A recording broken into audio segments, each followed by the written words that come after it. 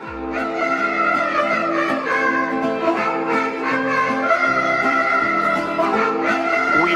to build a wall, and it has to be built quickly.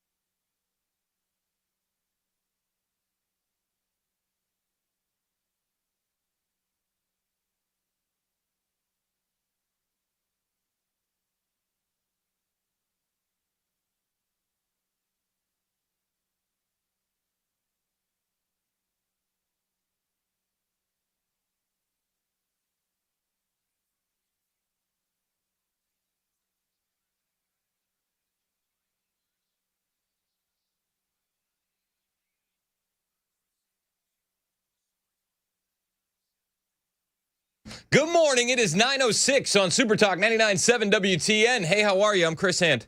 Show's brought to you by Better Water LLC, water filtration systems, water softeners, betterwater.com. You can listen to us anywhere. iHeartRadio, if you prefer the radio station with a little bit extra Sanjay Gupta, tune in. The FM dial. You can watch us on Super Talk TV, Facebook, Twitter, Twitch, YouTube, Rumble. We just had a long conversation about why we're trying to grow our video streaming side of the radio station. It's because we want the radio station to continue. And if everyone in the listening audience would hit like and hit subscribe on our YouTube platform, on our Rumble platform, the digital footprint of the radio station would grow, and we would be able to serve you, the listening audience, even better. Because I don't think people realize you get bigger interviews, bigger names coming on and talking about the real issues that we got going on in the country. Have you ever seen a knucklehead get a great interview and you go, how did they land an interview with that person? The quickest way to figure out how is you go and you look at their YouTube subscribers. So that's the quickest way to figure out how. Yeah, it changes everything. It really does. And it's not like we're championing it because we want it to change, but we're not going to swim upstream. Like we got to go where the fish are. Yeah, you got to have your hands in multiple cookie jars to be able to get something sweet. It's 2025, man. We love radio. That's why we're all in this, but we all understand things are changing rapidly in this industry. Oh yeah. So we're trying to stay ahead of the curve. Just a little bit. That's what it's all about. It's staying ahead of the curve. Otherwise, you turn around and you go, what the hell happened? Yeah, then you're just stuck with Sirius XM. I mean, just kidding. I mean, to segue into politics, it's like, if we do nothing, then bad things happen, right? Like the radio station ceases to exist. Like you look at all the good people in New York City, right? Today, the fine people of New York are going to elect a socialist to mayor. And that's because good people sat on their hands and they did nothing. And then they turn around 15 years later and they go, when did this happen? It's crazy stuff, man. Election day in America. Did you see Elon Musk?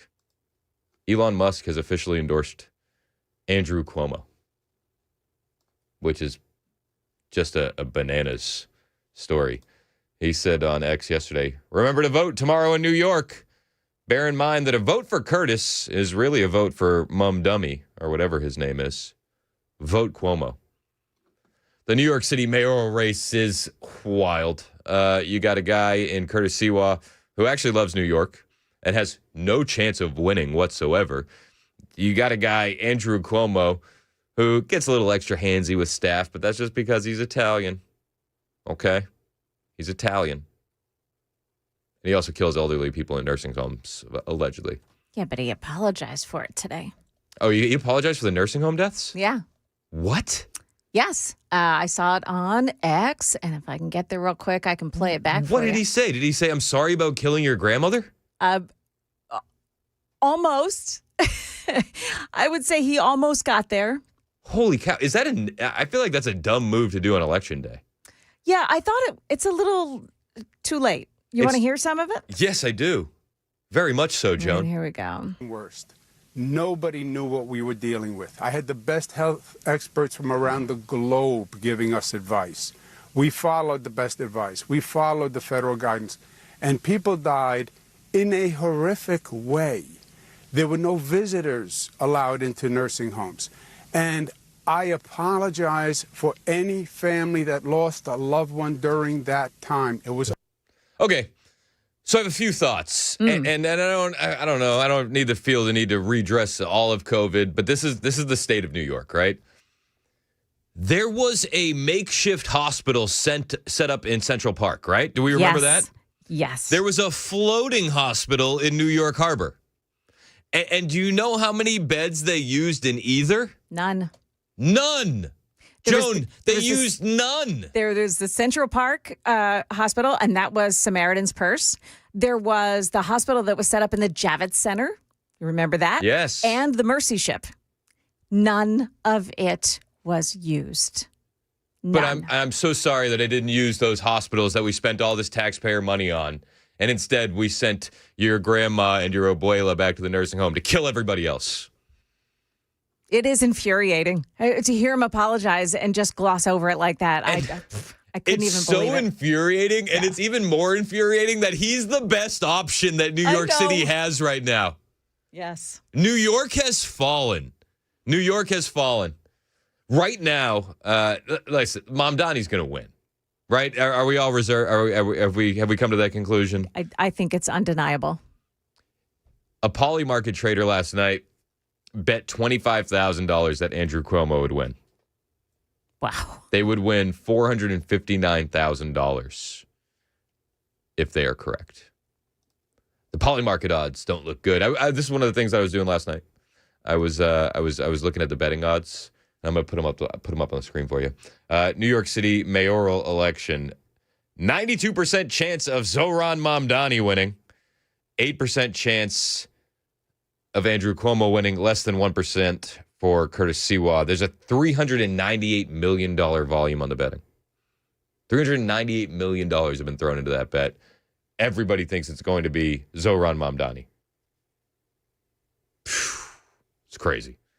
And one of the reasons why I think that you could make the case that Mamdani is going to win is lack of education and lack of good candidates. We just expressed the lack of good candidates, but the lack of education is huge as well. Nate Friedman is a citizen journalist. He was on the streets yesterday, and he was asking New York City voters who they voted for and why.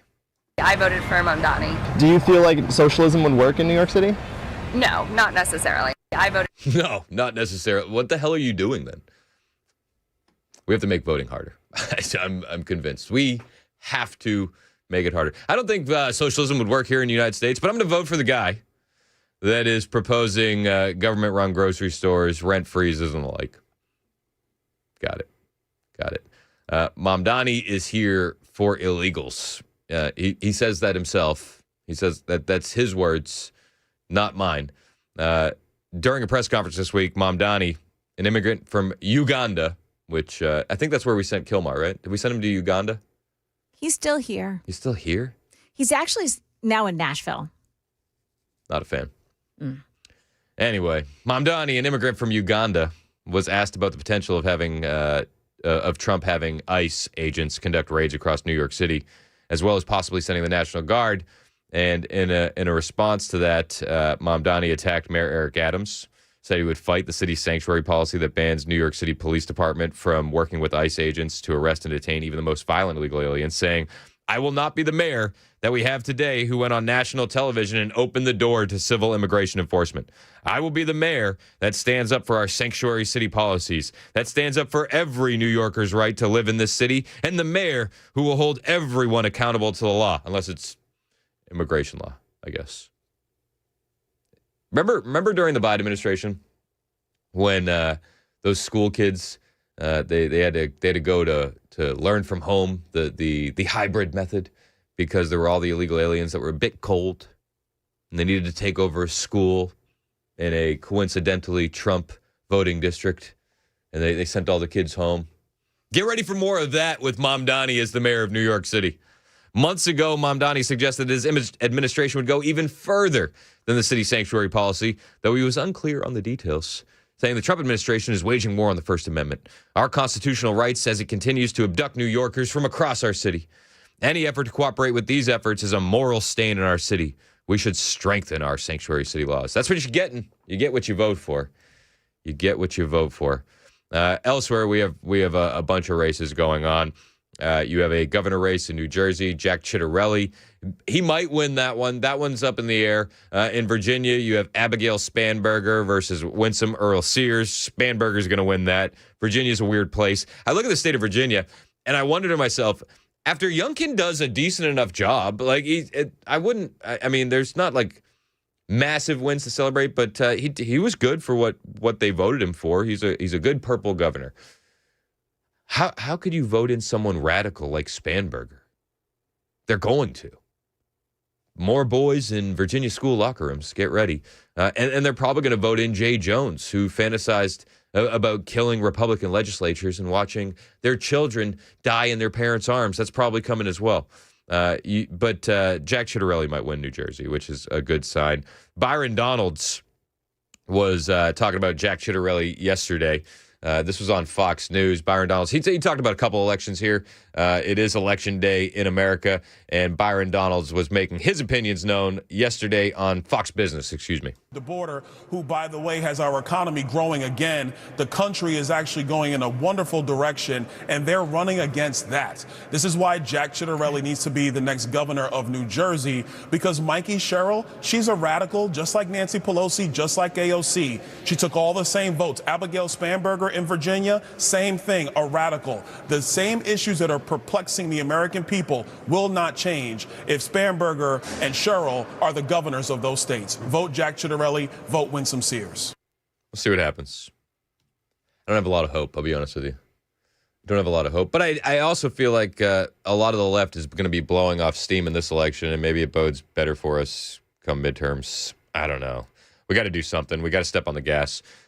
There's been a lot of foreign policy wins. We need to focus more on wins for America via the Trump administration.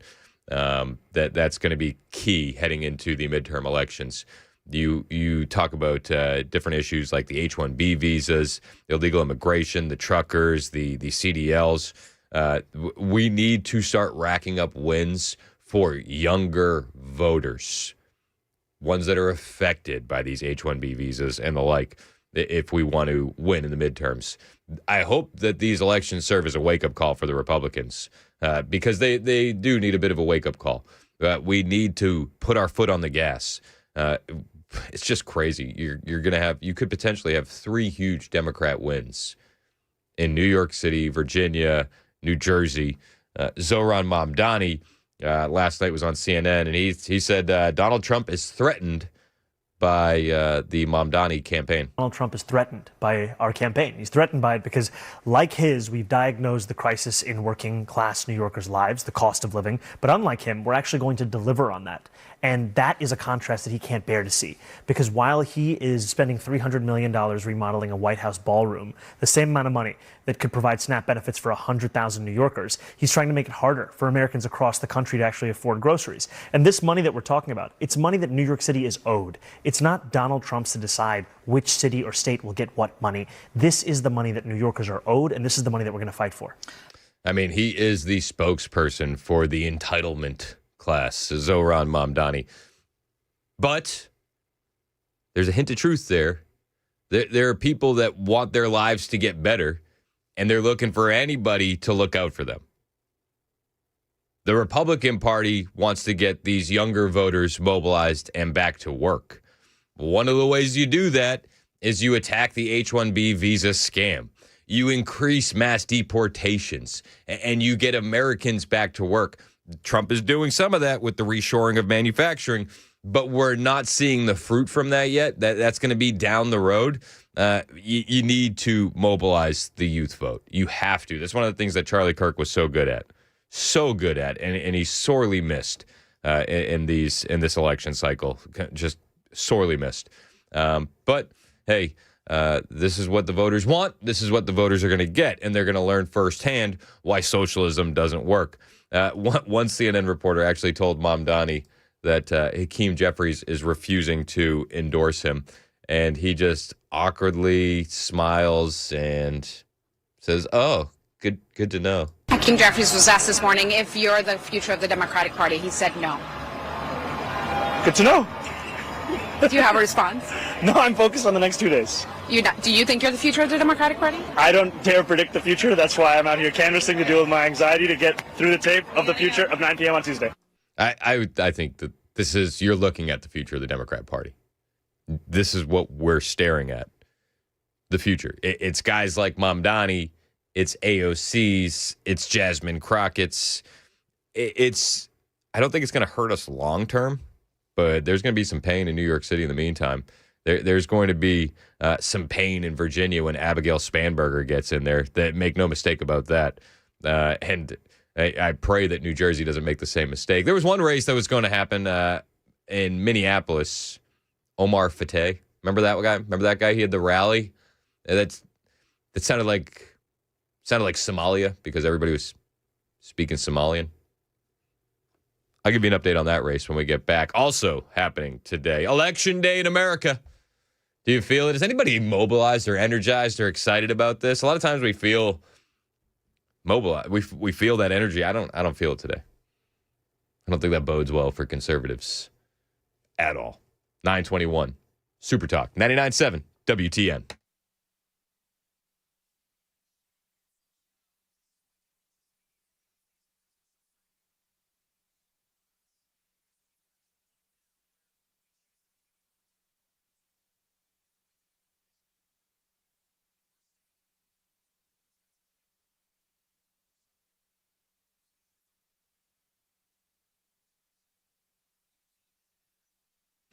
Hey, what's up? It's Chris Hand here from my friends at the Glock Store. Black Friday on the way. And if you love freedom, the Second Amendment, and a good deal, listen up because this is for you. My friends at the Glock Store aren't just doing some boring Black Friday sale. Oh, 10% off, 15% off, 50%. No, they're throwing a full-blown freedom party. It's going to be awesome. Forget the big box chaos. This is where real Americans are going to be shopping on Black Friday. They're about to blow the doors off of every sale you have ever seen. Think massive discounts on everything up to and including Glocks. Plus giveaways on top of giveaways, food trucks, live music. The whole thing is shaping up to be an absolute party that you're going to brag about being at later. And if you know the Glock Store, you know they don't mess around with this kind of stuff. A couple Saturdays ago, they had their big Vortex Day, giving away over $10,000 in Vortex optics just for showing up. And I'm told that this Black Friday sale, this blowout, is going to make that look like small potatoes. So skip the mall and celebrate your right to bear arms at the one, the only Glock Store. Minutes from the airport, worth the drive from anywhere, especially on Black Friday.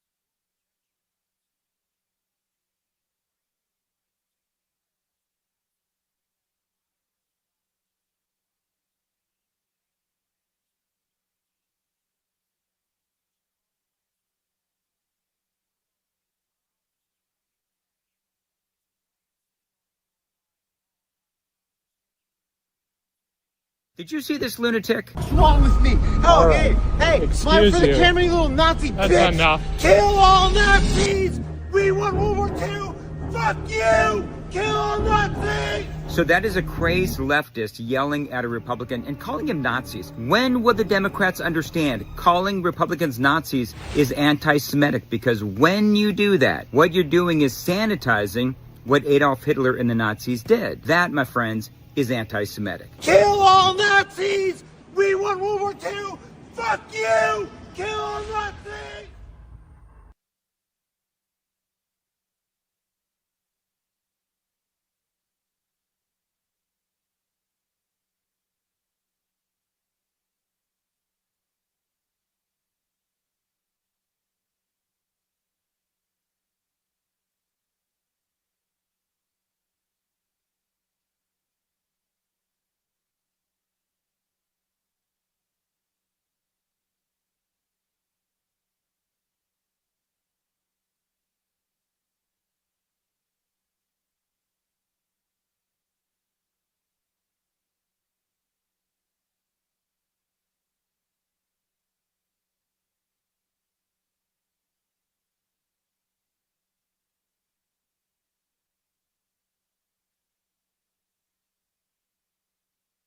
Up ahead, a judge decides if National Guard troops can remain in Memphis. That and more coming up here at 9:30 on Super Talk 99.7 WTN. That's Joan Jones in the newsroom. My name is Chris Hand. It's 9:26, Super Talk 99.7 WTN. A lot has been made about the New York City mayoral race with Mamdani.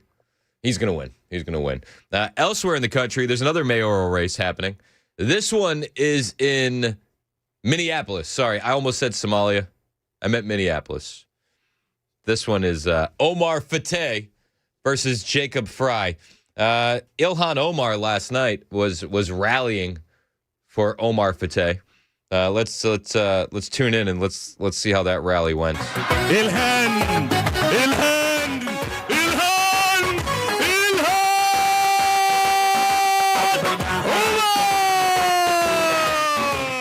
Everybody seems pretty excited. Assalamu alaikum wa rahmatullahi wa barakatuh. Aad iyo aad aan ugu faraxsanahay caawa in xafladan oo dhammaan dadka iskugu wada yimideen. Now, if you're not watching on Super Talk TV, let me provide a bit of context for you. That is Ilhan Omar not speaking English at a rally for the mayor of Minneapolis. There's no American flags at this rally for a man who wants to be the mayor of a major American city. It's pretty wild. If you didn't know that this was America, would you guess that this was America? Aad iyo aad aan ugu faraxsanahay in maxaa la dhahaa ii sheeg Cumar Faatax aan u taageero inuu noo noqdo duqa magaalada Minneapolis.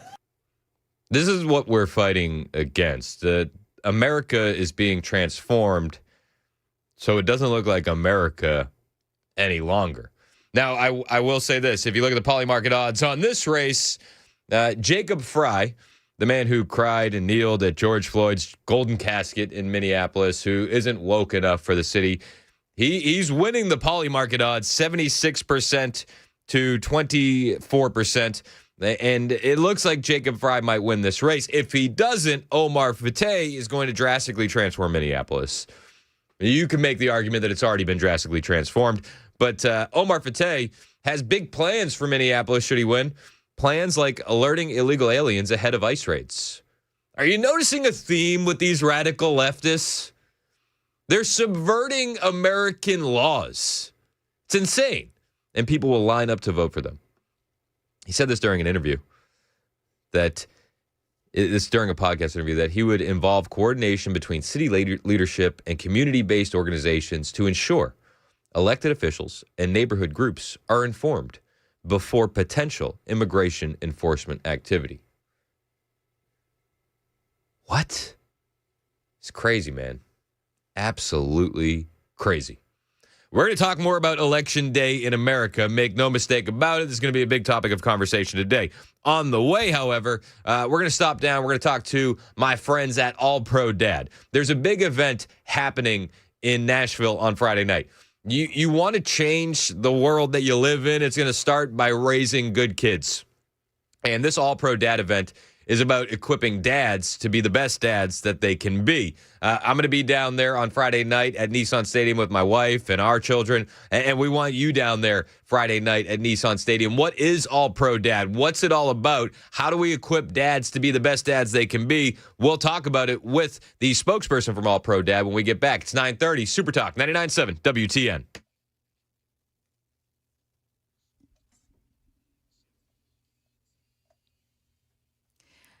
Good morning. I'm Joan Jones with your top stories. A Nashville judge deciding whether to pause the National Guard deployment in Memphis.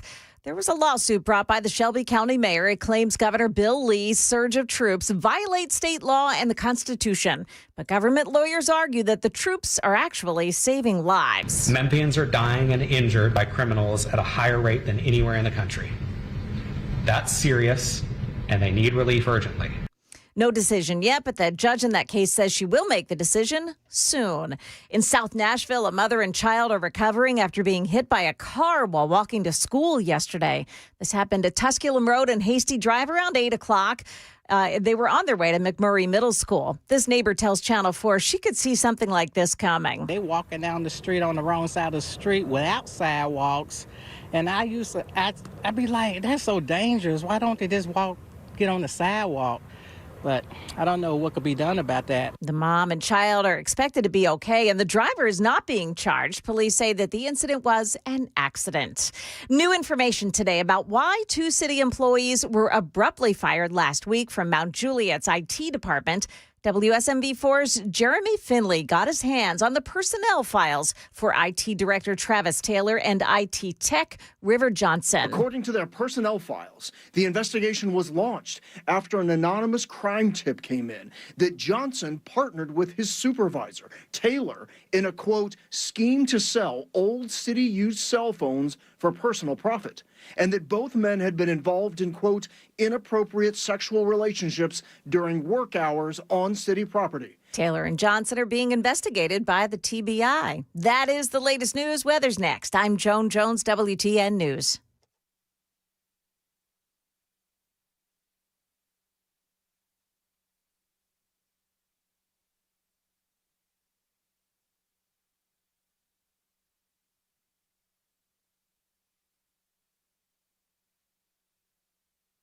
Hey, what's up? It's Chris Hand here from my friends at Busy Bee Plumbing, Heating, and Cooling. It is now November, so what does that mean for you? It means new deals from my friends at Busy Bee Plumbing, Heating, and Cooling, and you can get some fantastic deals from the best at Busy Bee Plumbing, Heating, and Cooling. As soon as I can find my notes, as soon as they load up, you got a mainline drain special from Busy Bee for just $93 all month long. You are not going to find a deal better than that anywhere else. Clear your main line for just $93. This is a November-only deal. It's a great way to keep your home running smooth before the holidays hit, and I love this. Busy Bee is also going to be showing some gratitude this month. One lucky veteran is going to win a 50-gallon water heater with installation. Just send Busy Bee a photo, dressed in uniform, to enter. Winners are going to be announced on Veterans Day, November 11th, and if you got a favorite Thanksgiving recipe, share it. You can win $2,000 off a new HVAC system. The runner-up is going to get $1,000. Winners announced on Facebook Live on November 21st. So again, I don't want to bury the lead.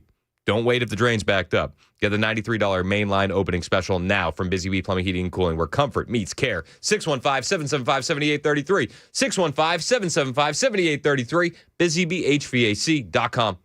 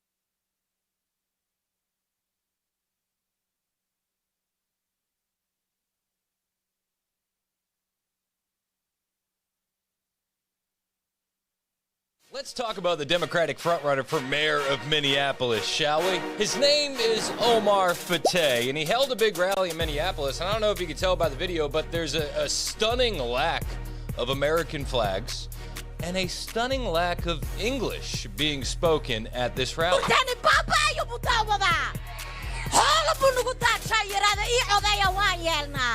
Now, the reason Omar is the front runner is because the last mayor, Jacob Fry, wasn't woke enough. As for cooperation with ICE, the answer is no. This is a guy who actually cried at George Floyd's golden casket. Still not woke enough. Now, the uproar online led to some great questions from one Charlie Kirk. I want to know what you think about it in the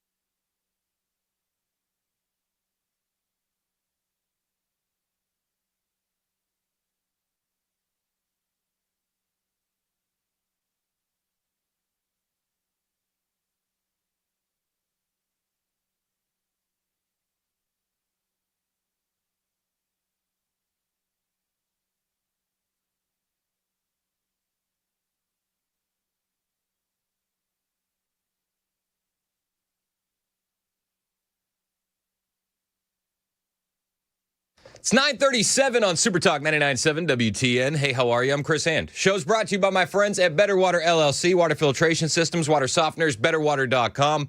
We talk a lot on this show about changing culture and doing that by raising strong families and great kids. But you got to learn some of these skills. You're not necessarily going to be equipped with all these skills to be a great parent. So sometimes you got to figure out how to put your money where your mouth is.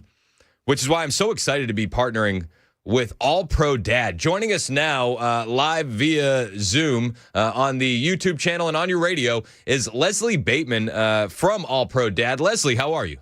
Hey, great, Chris. Thanks for having us this morning. I'm really excited to talk to you guys because, again, you know, we talk about this all the time, raising strong kids, but that really starts with strong dads, and this is what you guys are all about. Tell me a little bit about All Pro Dad and how you guys got your start. Sure. I love what you said because All Pro Dad, we are on a mission to help fathers lead and love their families well. And you're correct. We started nearly 30 years ago in Tampa. Coach Tony Dungy, who we love, and Mark Merrill got together and decided, how can we reach dads? And so we created this organization where we provide resources, training, and events like the one we're doing in Nashville on Friday to support fathers as they raise their children for what we hope to be a healthy and hopeful future. And we really say All Pro Dad helps dads with their most important job, and that is being a dad. Yeah, I was talking. So we had a Little League game last night, and I was talking with my son on the way home, and I was like, I would absolutely skip work for a Little League game. Like this is what I signed up for. This is the biggest job. How do we translate that message to guys that don't necessarily see it as their most important role? Yeah, and we work through that all the time through the material we provide because we realize dads are at different places, right?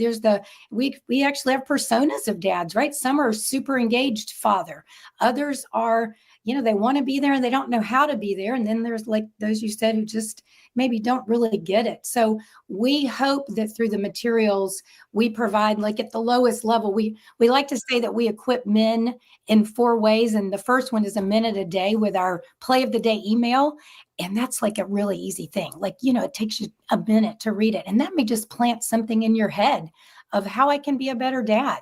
So that's one of our, I would say, lowest entry points that we like to do to help dads, just to give them some ideas, just to help them think about how they can be a better dad and husband for that matter. Yeah. So after you read those minute-a-day emails, what kind of messaging are in the emails? What are you telling dads, and what are they bringing to their kids with that kind of tips? Yeah, sure. Well, like I said, we say it's the most read daily fatherhood email resources in the country.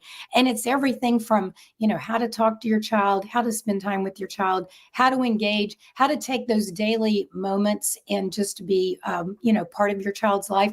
I'll tell you, the other thing we do is we have kind of new, it's an hour a week. It's a podcast about fatherhood that's great for the commute to work. And the guys last week were just talking about, how to bring your child into your everyday activity, going to the store even. Yeah.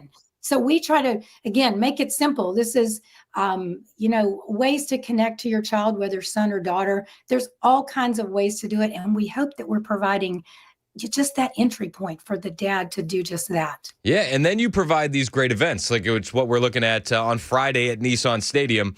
Tell me about the All Pro Dad event, what you guys are hoping to accomplish, and what the event's going to look like. Yeah, sure. So the All Pro Dad experience, that's our fourth thing that we do. Let me go back to tell you that we do have an All Pro Dad chapter program. That's our one time a month where dads and kids get together at their child's school. And we have 80 of those in Tennessee, by the way. This is amazing. Yep. And so this event at Nissan Stadium, I was there a couple of years ago when we were there, great stadium. And it really is we like to say it's a fun, interactive event for fathers and kids to play, to be inspired and connect. So, kids, like to be physical. Yep. They like to be running around and, to walk in that big stadium and just to see it. I think it's sort of just awe-inspiring.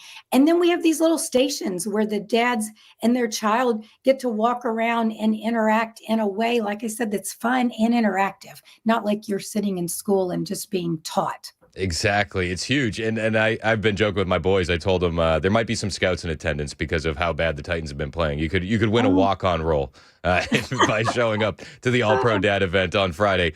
Okay, so the event's on Friday. How do we get tickets to this event, and how do we support All-Pro Dad? Sure. So the event, like you said, it's Friday, November 7th, Nissan Stadium, 6 to 8:30. And we've created a special code for your audience. If they go to allprodad.com, you can sign on to it's allprodad.com/events if you want to go straight to the event page. And we've got a code that's super simple, DAD, that'll get $5 off for the family pass for all your listeners. So allprodad.com/events, put in DAD, and you'll get $5 off for this event. And the event, by the way, is ideal for dads with kids ages 4 to 12. 4 to 12. And I've said to my audience a couple times, we've had a few single moms reach out and a few grandparents. And I say, while it's focused on dads, it's at the end of the day, the mission is also to raise great kids. So you're welcome as well, correct? Absolutely. Absolutely. Yeah, we need everybody to step up in the community. All Pro Dad is one of those organizations that doing it. Leslie Bateman, thank you for joining the show. I truly appreciate your time. Thank you, Chris. Bye-bye. Thanks. Take care. That's Leslie Bateman from All Pro Dad. We are going to be doing this event on Friday night, and we're very excited about it. Very excited. The All Pro Dad team reached out. They wanted to partner with us. We think it's really important for dads to be equipped so that way then they can pass on those skills to the kids. That way we can continue to raise great kids. We want to see you out there. Do we still have tickets to give away? We got a family pass tickets. We got a family pack. I can't hear you because you took your mic out of program one. So we could talk to Leslie. Sorry. We gave away both our sets yesterday. We've actually given away 3 sets so far, but I think we might be able to swing one more if we talk to sales there. Perfect. We'll have another pair of those tickets to give away for you guys tomorrow. We want everybody there. The tickets for the All Pro Dad event are $35. This is not a bank-breaking event, but what you're going to get is going to be far more valuable than the $35. It'll equip dads to be able to connect with their kids. It'll equip kids to grow and to be productive adults in society. This is exactly what we want to do. We want to put our money where our mouth is. Otherwise, you get absolute chaos throughout the country. Make no mistake about it. You look at cities like New York, cities like Minneapolis, and you see how they are free falling into leftist chaos. And I think that you can make the argument that that's because masculinity has been demonized. It's toxic. It's so toxic, you guys. We need to reclaim that battlefield, and it starts with great events like this. We are talking about Election Day in America. Bobby wants to weigh in on some of the mayoral races. What's up, Bobby? How are you doing, man? Good, pretty good, brother. I just want to run this by you real quick. Won't keep you long, but hey, man, these people better wake up. That guy running for mayor up there in New York, you know, he's real smiley and everything, but you know, behind his eyes and his brain, he's thinking, man, I got a bunch of dummies here. They're following me. He's grinning. That's the reason he grins ear to ear. But I'm telling you right now, man, this stuff that's going on. You got New York, Michigan, Minnesota. I mean, it's like cutting a spigot on in your house and getting the water to hit. Once that water hit, it spreads, and that's what's spreading, man, throughout the U.S. You got it going to Iowa. I mean, you got it going to Indiana. Those people, I mean, you better be waking up, man, because we're in for a big storm, man, with this stuff. What do you think? No, I'm with you 100%, Bobby. I could not agree more. This is what we're facing, and we have to wake up to the realities of this. Stephen Miller was talking about this last night on Fox News. Movement. And what you're seeing in New York City with Mamdani, that is the future. A party that believes in no bail, a party that believes in no jail, a party that believes in no borders. But here's one group they do want to put in jail. They're political enemies. Like good commies, they will not arrest the criminals. They won't arrest the gang members, but they will arrest their political opposition. That's how society dies, Sean. That's what we're up against now. And that's the future of the Democrat Party. Make no mistake about it. This is where the left is going. They're going further left. Guys like Fetterman who are trying to find their way to the middle are going to be few and far between. Fetterman's not going to last in this new leftist Democrat Party. We have to stomp this ideology out. We have a window. But it's going to take every conservative, every Republican, every official in the Trump administration to make it happen.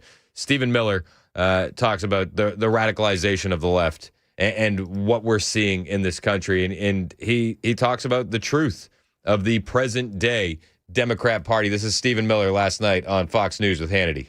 The Democrat Party has become dangerously, violently radicalized. And you're right, Sean. I get death threats every day. My wife gets death threats every day. We've obviously had to deal with pretty extensive doxing campaigns. But the truth is, Sean, that people across the country, across the government, across law enforcement, who are fighting for safety, security, prosperity, are dealing with radical left communist threats and attacks all day long. And President Trump, of course, came within centimeters of being assassinated. 1 millimeter. During the middle of his rally on live television by a wicked, evil assassin, and then only weeks later, a second assassin. If not for a Secret Service agent spotting the barrel of that gun, would have taken President Trump's life, saved by the hand of God himself. We are dealing with a party that is so extreme that considers its opponents to be its mortal enemies, that dehumanizes its opposition, that justifies violent attacks against federal law enforcement, assaults against ICE and Border Patrol, that sides over and over again with criminal aliens, MS-13 gangbangers. Look at how they venerated and worshipped and praised the MS-13 child smuggler that they dubbed the Maryland Dad, somebody who beat his wife and smuggled children and was a member of a terrorist organization, and they held him up as their hero. This is the current state of the Democrat Party. This is what people are voting for in New York and in Minneapolis. This is what they're going to be voting for in Virginia. I hope it doesn't happen in New Jersey, but I'll be honest with you, that's the only race that I even have any hope about at all, is the governor race in New Jersey. I've even resigned myself to realizing that Jay Jones is probably going to be the attorney general in Virginia, despite his radical texts wishing death and hoping for death for Republicans and their children. This is what we're up against. The ideology is toxic. It's not going anywhere. You see it at the rallies. You see it when Omar Fateh gets up there with Ilhan Omar. No English being spoken, no American flags being waved. They are replacing American values in major cities. This is the battle of our life. Make no mistake about it. We are absolutely going to lose New York City to a socialist. We may lose Minneapolis to a Somalian. We're going to lose Virginia to a radical leftist and possibly a radical leftist attorney general. Do you think that he's going to be willing to play fair when it comes to conservatives and Democrats? Top cop in Virginia? No, I doubt it. I doubt it. It's a big day. It's election day in America. I think that the conservatives are going to take some L's. I hope that this re-energizes the base, and I hope this wakes up a lot of people as we head toward the midterms, because if it doesn't, we're going to see a repeat of this come the midterms in 2026. It's 9:51. This is Super Talk 99.7 WTN.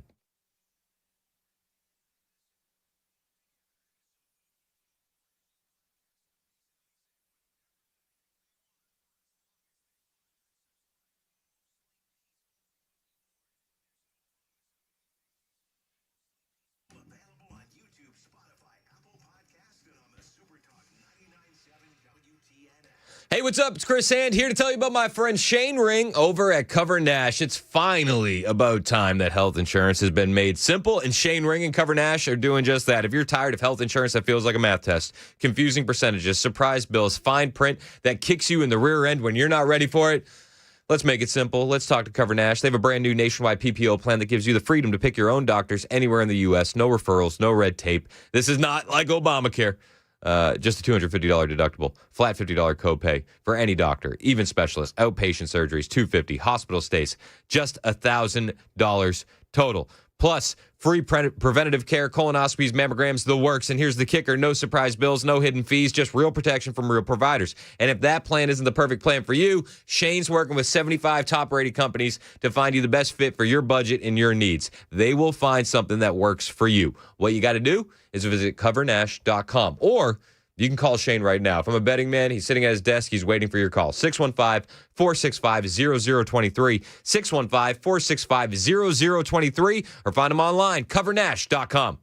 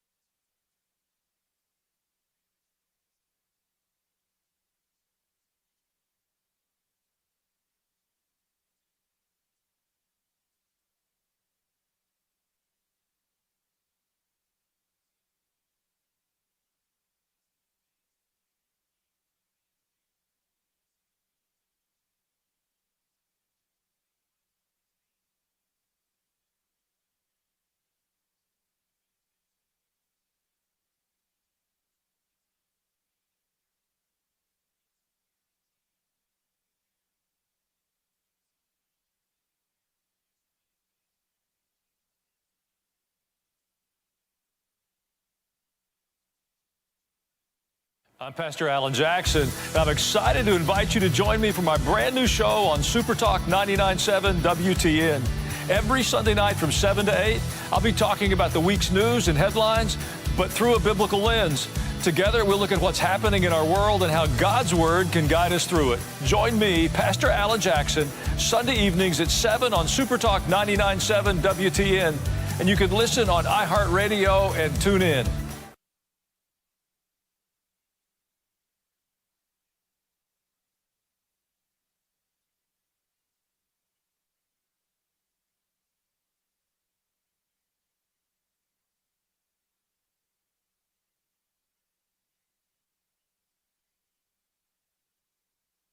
All right, so anyway, Canada.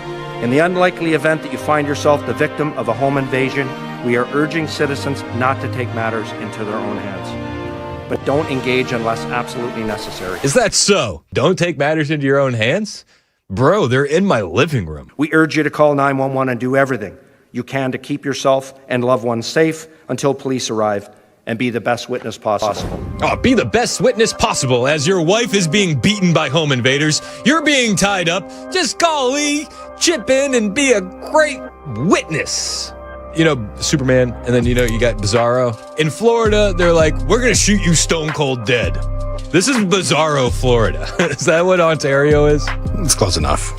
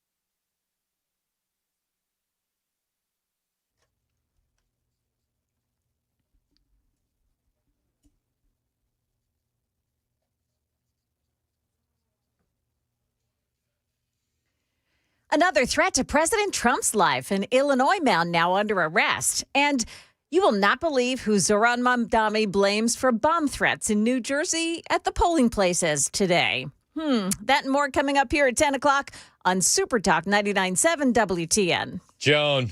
Yes. You know I don't like spoiling your news, but I had it loaded, ready to go. Oh, man. I don't want to hide it. Let me see if I can just waste time until we get there. You can do it. It'll still be a good.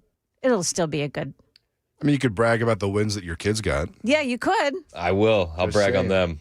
It's pretty good. Bomb threats received at New Jersey polling centers. Governor Mark Meredith is live in Montclair with the latest for us. Mark. Ainsley, Brian, and Lawrence, good morning once again, friends. Some brand new information coming into our newsroom that we've learned that these threats were communicated electronically via email to at least 7 different counties across the Garden State.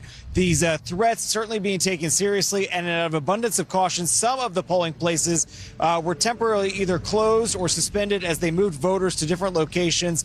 And then as they were doing those searches, then either able to reopen some of the facilities. We got a statement from the Attorney General of New Jersey. I want to put it up on the screen for you. It says, law enforcement officers have responded at each affected polling place. Some of these polling locations have already reopened to the public. The polls in New Jersey opened at 6 a.m. sharp. We have not seen any added security in the last hour or so, but it is certainly possible that we could see more because at this polling facility right here behind me, we are going to be seeing the Democratic nominee for governor, Mikey Sherrill. She'll be out here with her family to cast. So that's how Fox News called the play on the field. Jack Posobiec is out there. They've been doing a lot in New Jersey, super ballot chases and the like with Turning Point Action.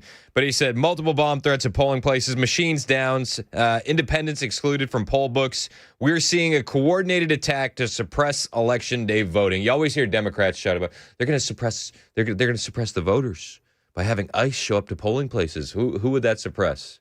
Illegal aliens. Who's being suppressed today? Conservatives. Jack Posobiec saying that one of the bomb threats originated in Toms River. Toms River, that is the same town that they held a TP Action Super Chase on Sunday. Super Chases, they go look for those mail-in ballots and get people to return them, just in case you're keeping score at home. But New Jersey, it is an absolute war zone right now when it comes to the election. Make no mistake about it. Elon Musk weighing in on the New York City ballot. He says the New York City ballot is a scam. We'll talk about that, and we'll talk about who the mayoral candidate, Zohran Mamdani, is blaming for the bomb threats in New York. You see, I did a good job, didn't I, Joan? You did. You saved it, man. I did that for Joan Jones. She's gonna spoil my next segment in her headlines like she so often does, right here on Super Talk 99.7 WTN.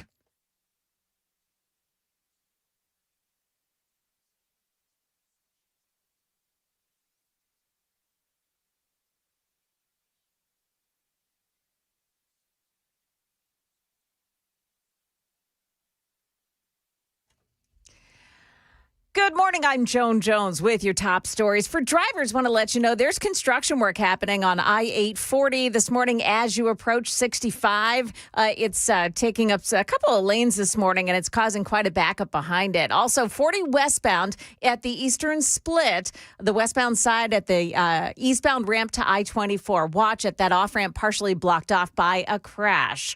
In the news, former Vice President Dick Cheney has died. That statement from his family saying that he died last night due to complications of pneumonia and cardiac and vascular disease. His health issues were not a secret. Fox News' Ainsley Earhart on Cheney this morning. He did have a long history of cardiovascular disease. According to this article I'm reading, they said that he had a periodic need for urgent health care. It raised questions about if he was medically fit, apparently, to serve in public office. He smoked approximately 3 packs of cigarettes per day for nearly 20 years. And in fact, he had a heart transplant in 2012. Dick Cheney was 84. In Illinois, a man from Winthrop Harbor arrested on Monday for allegedly threatening to kill President Trump. That's according to officials who say 57-year-old Trent Schneider is now in federal detention. According to a criminal complaint that was unsealed in court today, Schneider posted a video of himself on October 16th on Instagram where he said, in part, "I know where I can get a lot of expletive guns, and I'm going to take care of business myself." He goes on to say, people need to expletive die, and people are going to die. Expletive all of you, especially you, Trump. You should be executed. ABC's Kate Kogarin there. Looks like California voters will okay a proposition to gerrymander voting maps to add more Democrats to Congress. Opinion polling has been indicating strong support for Proposition 50, which even on the ballot says it's in direct response to Texas's efforts to redraw congressional districts in favor of Republicans. It would allow California to gerrymander and to counter Texas's move by adding an equal number of Democratic seats. So much money has come in to support Prop 50 that supporters are being told to stop donating, and organizers are sure it will pass. Alex Stone, ABC News, Los Angeles. Just as voters are heading to the polls in several states today, the Center for Internet Security just this morning warned about rising domestic tensions, saying that those protecting the political process should be on high alert. Well, to that end, Fox News' Mark Meredith reporting there have been bomb threats at 7 polling places across New Jersey this morning. The polls have been open throughout New Jersey since about 6 a.m. Since then, a handful of bomb threats have been called in to a number of polling places across the Garden State. It's unclear exactly how many of these polling places have been impacted, but because the polls were open, since they've been open since 6, a number of people who may have been in line or getting ready to go vote were had to move off-site to other voting locations, at least temporarily.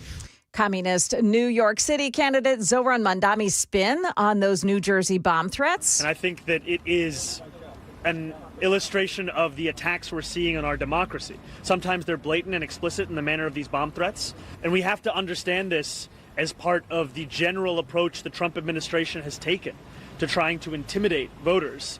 Yes, he blames President Trump. That is the latest news. We've got your weather up next. I'm Joan Jones, WTN News.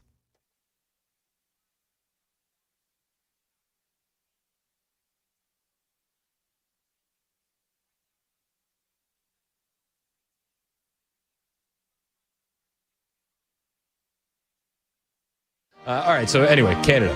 In the unlikely event that you find yourself the victim of a home invasion, we are urging citizens not to take matters into their own hands. But don't engage unless absolutely necessary. Is that so? Don't take matters into your own hands? Bro, they're in my living room. We urge you to call 911 and do everything you can to keep yourself and loved ones safe until police arrive, and be the best witness possible. Oh, be the best witness possible as your wife is being beaten by home invaders. You're being tied up. Just call Lee, chip in, and be a great witness. You know, Superman, and then, you know, you got Bizarro. In Florida, they're like, we're going to shoot you stone cold dead. This is Bizarro, Florida. Is that what Ontario is? It's close enough.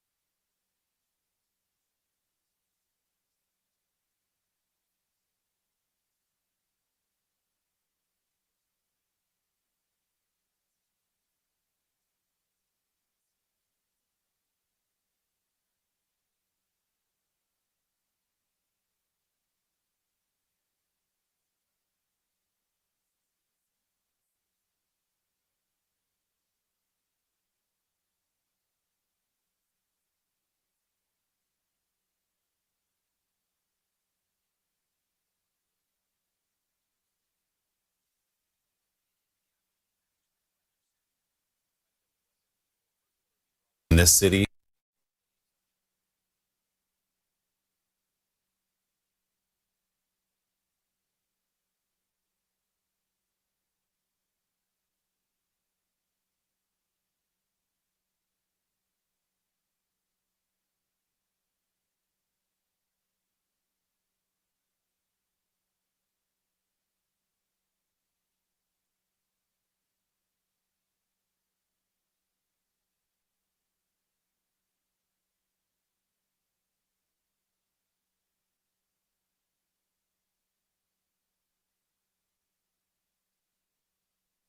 It's 10:06 on Super Talk 99.7 WTN. My name is Chris Hand. Show's brought to you by our friends at Better Water LLC, water filtration systems, water softeners, betterwater.com.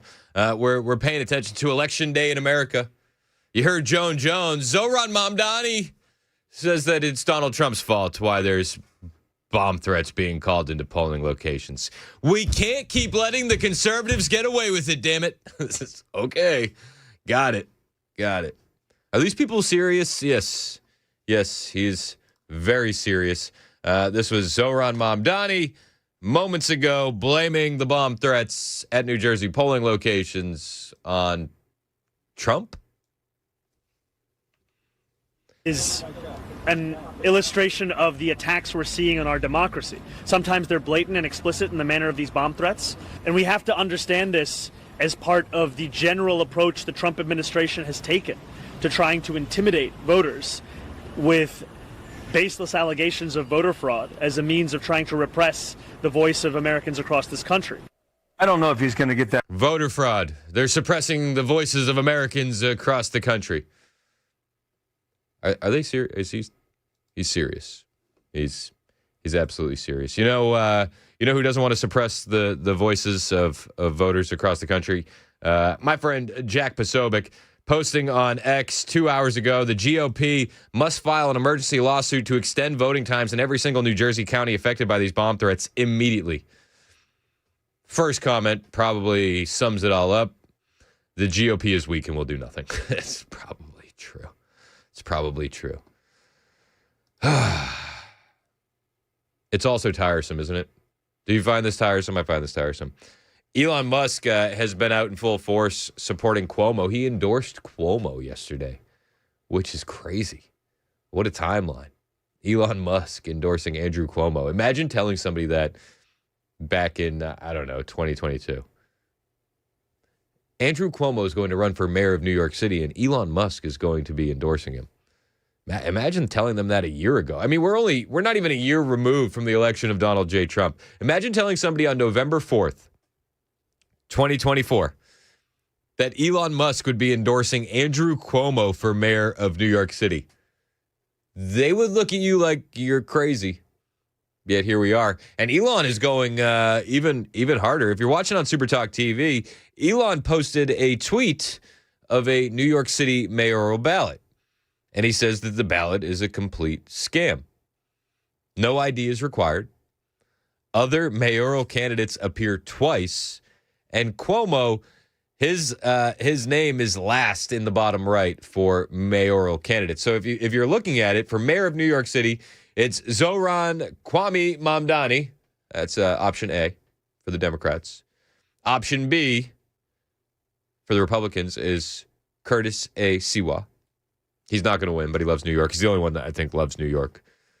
Option C for conservatives is Irene Estrada. Best of luck in your future endeavors. Option D for working families is Zohran Kwame Mamdani. The guy's name is on the ballot twice.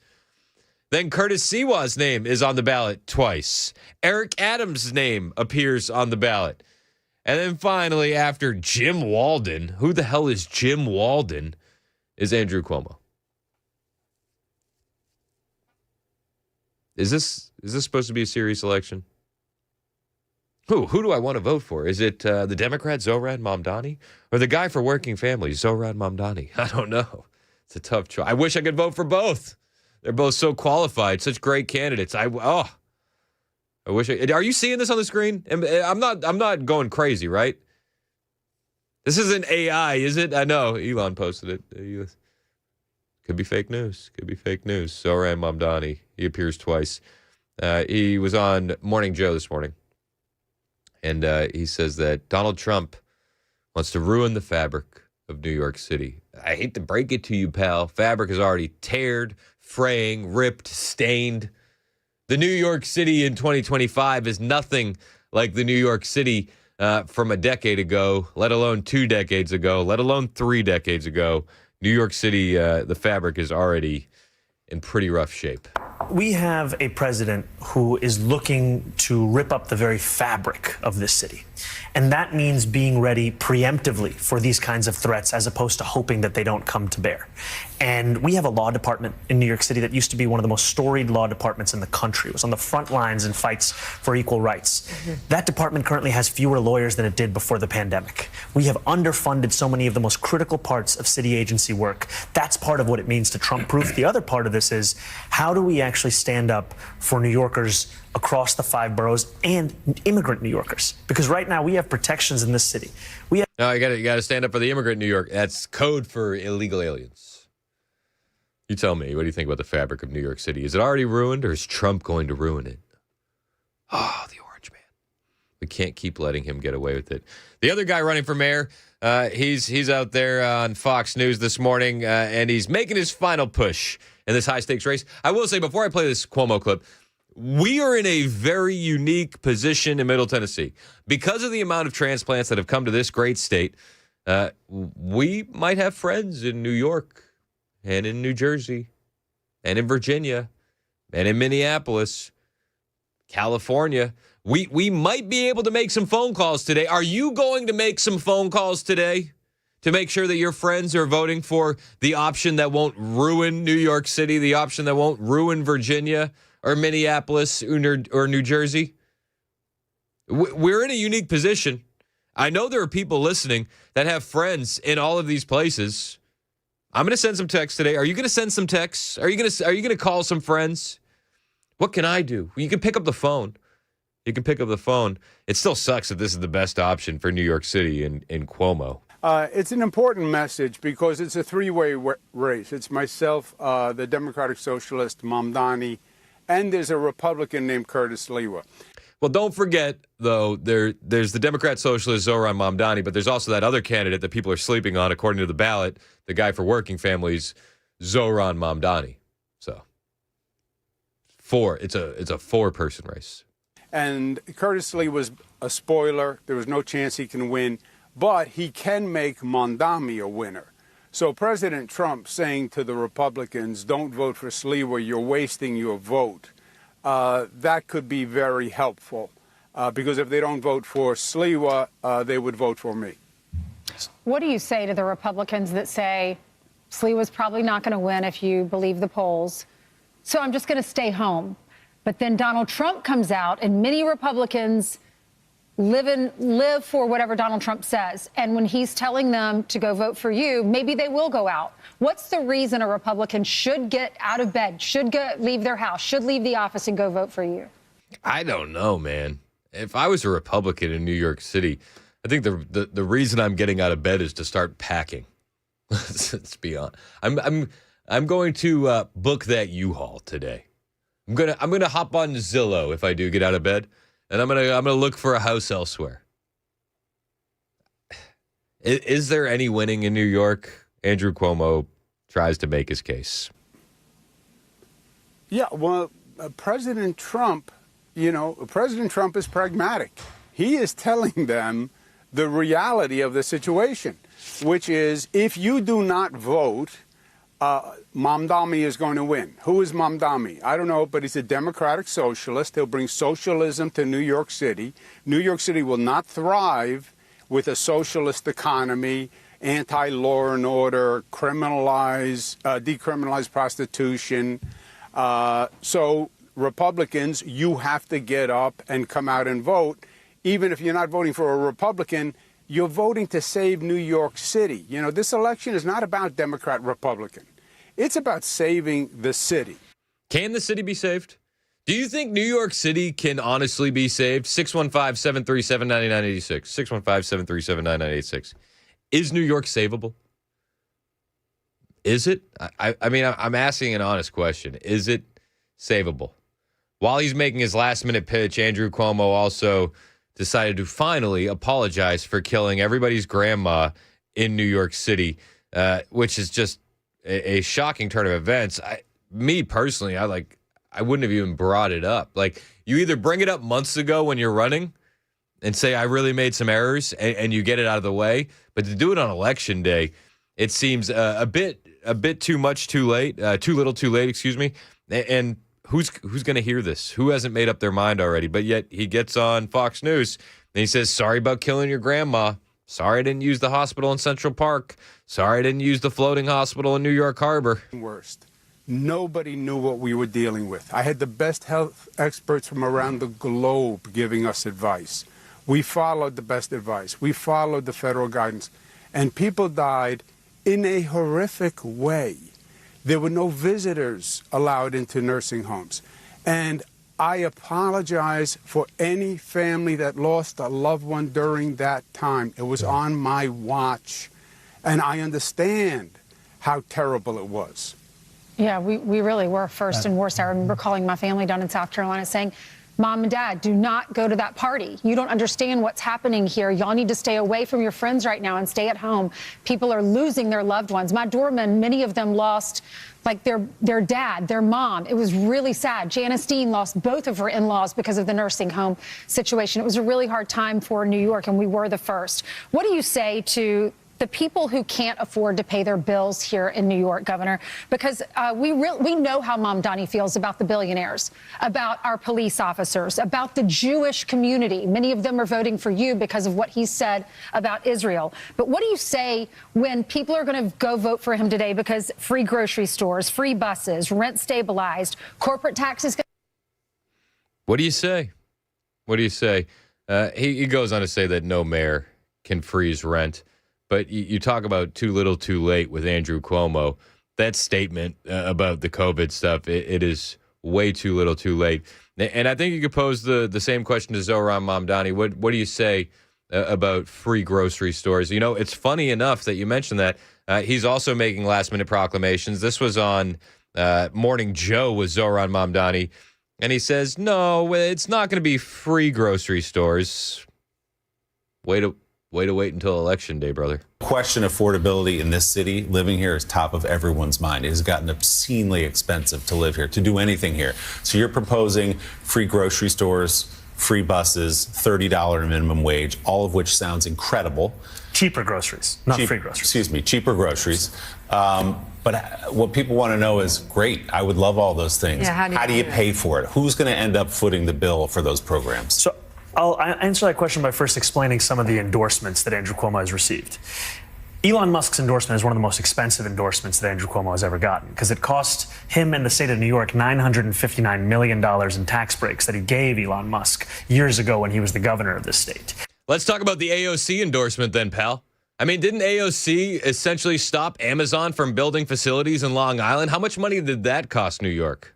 That's actually more money than it would cost to make every bus free in New York City. So I've said clearly that I believe we should tax the top 1% an additional 2%. That's New Yorkers making $1 million or more a year, and have the most profitable corporations pay the same tax rate they do at the top tier in New Jersey, what they would actually pay here in New York. These things together would pay for the entirety of our economic agenda and start to Trump-proof our city. Because as you've said, the endorsements that Andrew Cuomo has got, and this morning he started it by going on Fox and Friends, we're talking about Donald Trump, Elon Musk, and Stephen Miller. These are the architects in many ways of the crisis of authoritarianism that New Yorkers are facing.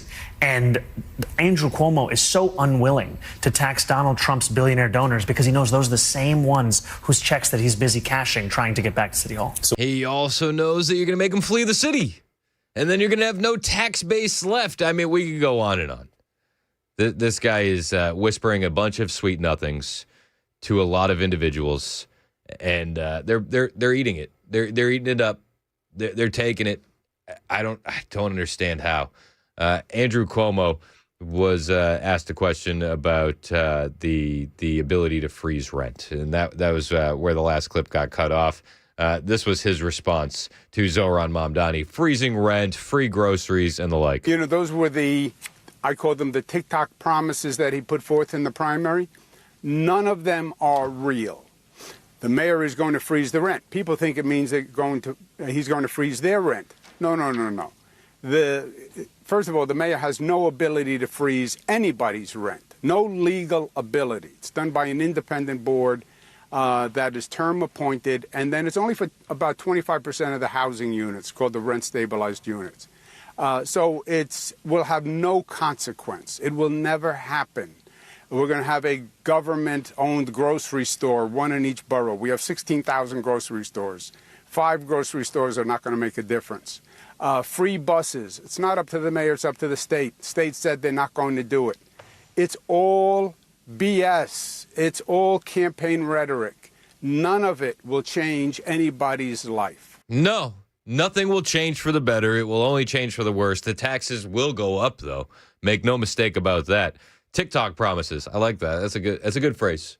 Out of all the things Cuomo has done, I think that's the best. TikTok promises. That's what you're getting from Zohran Mamdani. It's 1022. Super Talk 99.7 WTN.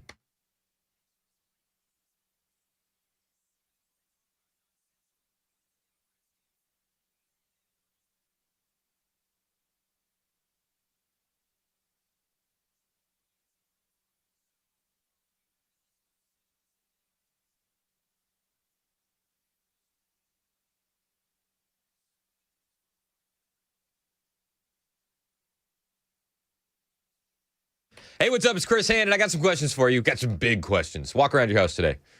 Look for these warning signs. Sagging floors, cracks showing up in the drywall, doors that just won't shut right. These are not small problems. These are red flags, and the red flags are telling you you could have bigger issues underneath your feet than you even know. Your foundation could be weakening, and a solid foundation is going to be the backbone of any strong home. When it weakens, the issue is only going to get worse with time. It won't fix itself. This is why I always recommend the guys over at United Structural Systems. They've been doing this work for a while, since 1994, keeping homes in Tennessee dry, stable, and secure the way they should be. USS uses American-made adjustable steel supports built to last and backed with a transferable warranty. Even if you leave the home, the warranty can stay. That's how confident they are in the work they do. From I-beams to custom crawl space repairs, they're going to fix it right the first time for you. So when it comes to your home, don't kick the can down the road. Call the best. Call USS 615-488-7855, 615-488-7855, or book online, USSTN.com.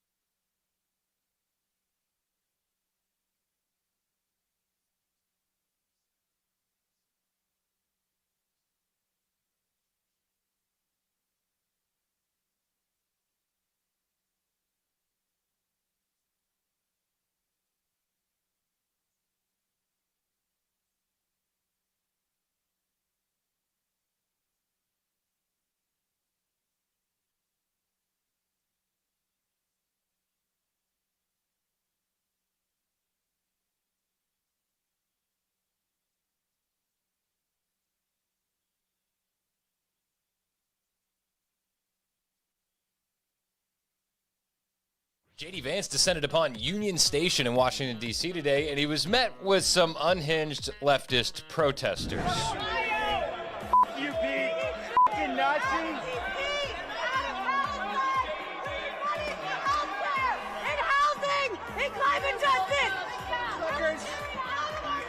Now, there's a couple ways that you can deal with radical leftist lunatics, but I want to highlight the method that J.D. chose today. This method is, of course, the all-encompassing point and laugh. This is the guy who thinks people don't deserve law and order in their own community.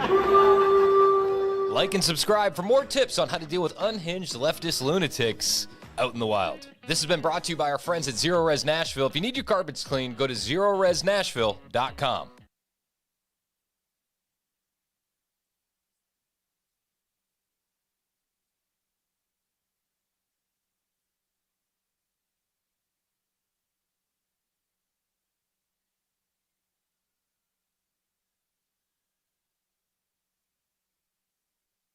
The bomb threats weren't credible, but we're learning about the threats at polling places today. Also, President Trump is emoting bigly on social media. It's day 35 of the shutdown. That and more at 10:30 on Super Talk 99.7 WTN. Emoting bigly, you say? Joan Jones is angling for Marconi. Mason, do you agree? I agree. She deserves it. Well deserved. She completely deserves it. Nobody else delivers the headlines like that. Nah, top of the line. Not until Ken Weaver gets in. Yeah, not till 11 o'clock. Then we get one more guy that can do it just as good. Top notch.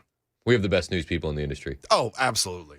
I don't think people understand how hard their job is, because they have to decipher through the bovine scatology that ABC sends in, and they have to remove all of the leftist bias to actually deliver straight news. Yep. Do you have any understanding how hard that is? They have a shovel back there to dig through the heaping amounts of bovine scatology. That and then the constant news alerts that Ken and Joan both get from CNN, MSNBC, just staying up on top of all the main stories. They have to weed through that so you don't have to. We are lucky to have Joan Jones and Ken Weaver. Blessed. I asked a question earlier. Is New York can you even save New York? Can you? 9875 texted in. How could you possibly make the butthole of America worse? Is New York the butthole? I think California is more the butthole. I would have said Portland. Ooh. What do you think the butthole of America is? 615-737-9986. This is the debate that'll get the phones active. Oh, absolutely. Is there a singular butthole? Or are there multiple? They're multiple. I don't know if I want to think about that. Multiple holes. Multiple. Sorry. I'm just going to let that linger in silence. I'm just going to let that linger. And we're going to go to Pete in Nashville, who wants to talk about Mom Donnie. What's up, Pete? How we doing, man? Hey, pretty good. The only way you can save New York is to clone Mayor. He was a big supporter of Trump. I can't think of his name right now. His name escaped my mind. What city? New York. Oh, Giuliani. You got to clone Giuliani. Giuliani. Yeah, we got to clone Giuliani. That's the only way. Otherwise, Mandomi will make the Escape from New York movie come true. Oh, I love it. I love it. Hey, thanks for the call, man. I appreciate it. 615-737-9986. A lot of people weighing in on what is or is not the butthole of America. We're getting some great candidates. Flint, Michigan, Chicago, California, New Mexico. Ooh, a surprised entrant has entered the chat. New Mexico. New York is definitely the armpit of America, says 8411. California, 5002. California is the whole arse. New York would be the brown eye. Brian on the butthole of America. What do you got, Brian? I just called, man. You picked me up right quick. I appreciate it. I'm in your hometown, headed north. Well, they say I'm headed west, but I think I'm headed north to Nashville, and I think Memphis is, but it's not the singular because I believe there's more than that. Okay, what are your other top choices for butthole of America? Oh my gosh, I could go on and on. Let's start with Chicago, L.A. Washington D.C. was, but now they've cleaned. You know, I had a colonoscopy yesterday, so I'd like to put a punchline in for that. Shout out to the doctors at North Crest in Springfield. They did a great job. Listen, well, congrats. That's a Chris Hand show first. We have a colonoscopy shout out. That's a nasty one. That's nasty. Phil on the road. You got 30 seconds, man. What's the butthole of America?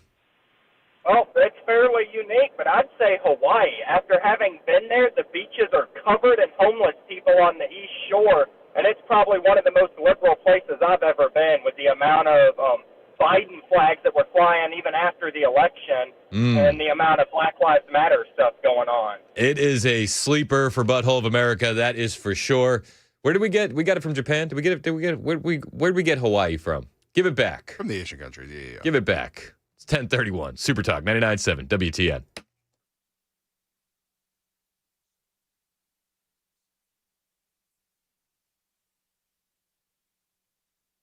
I'm Joan Jones with your top stories. Former Vice President Dick Cheney has died. His family saying that he died overnight after complications from pneumonia, heart, and vascular problems.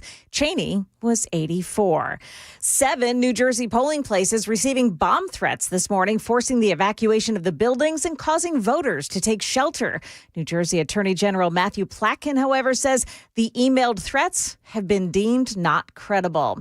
It's day 35 of the government shutdown, and lawmakers are still no closer to agreeing on a bill that would fund the government and reopen it. We're now on vote number 14 here in the Senate. So we're going to see this sort of same rhythm, song and dance that we've been seeing over the last several weeks. We're going to see Republicans force a vote in the Senate, bringing up a bill to fund the government. But again, this is not going to have any of the Democratic demands in here, extending those expiring Obamacare subsidies. Democrats say they're holding firm on that. ABC's Rachel Scott. A short while ago, President Trump on Truth Social posting the words in all caps, "Terminate the filibuster." A pedestrian was struck and killed by a train in Nashville yesterday. Police say it happened at the Bell Road overpass. The conductor telling police that pedestrian was walking along the tracks with their back to the train. The horn sounded multiple times, but the person stayed on the tracks. And a food recall affecting more than 12 states. The listeria outbreak linked to recalled ready-to-eat pasta meals is growing, with at least 6 deaths now confirmed. The pasta products are from Nate's Fine Foods and were sold at Kroger, Walmart, Trader Joe's, and Albertsons in 18 states. ABC's Mola Lengi. That is the latest news. Weather is next. I'm Joan Jones, WTN News.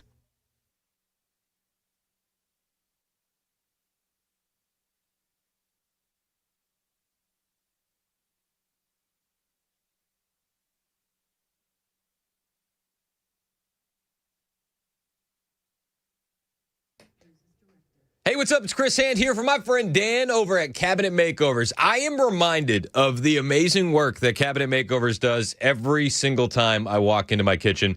We installed some brand new pull-out cabinets, and they are unbelievable. My wife wanted them for a long time. I was like, yeah, cool. We'll do that for you. No problem. I didn't realize how much I was going to love them. And trust me, I love them. We call the family-owned company Cabinet Makeovers. They've been doing this in Tennessee for 45 years, quite a while. Everything they do is Tennessee-made. Every cabinet they installed, every pull-out, every drawer is all wood construction, full extension, soft close glide. We love them. Now, here's what really makes them special.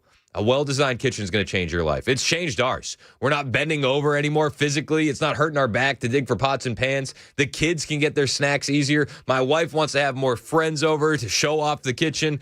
Your wife is going to feel the exact same way. Your husband will as well. What you need to do is make the investment in your home, but you want to make the right investment. Do it with a great company that prides themselves on biblical values and Tennessee all day. This is the investment you need to make. They don't just stop at kitchens. They do custom closets, pantries, cabinetry for every room in your house. If you need it done, call Cabinet Makeovers. They're going to do it right the first time. 615-331-7010. 615-331-7010. Or look at pictures of their work online. Check out the pics. The proof is in the pudding. CabinetMakeoversTN.com.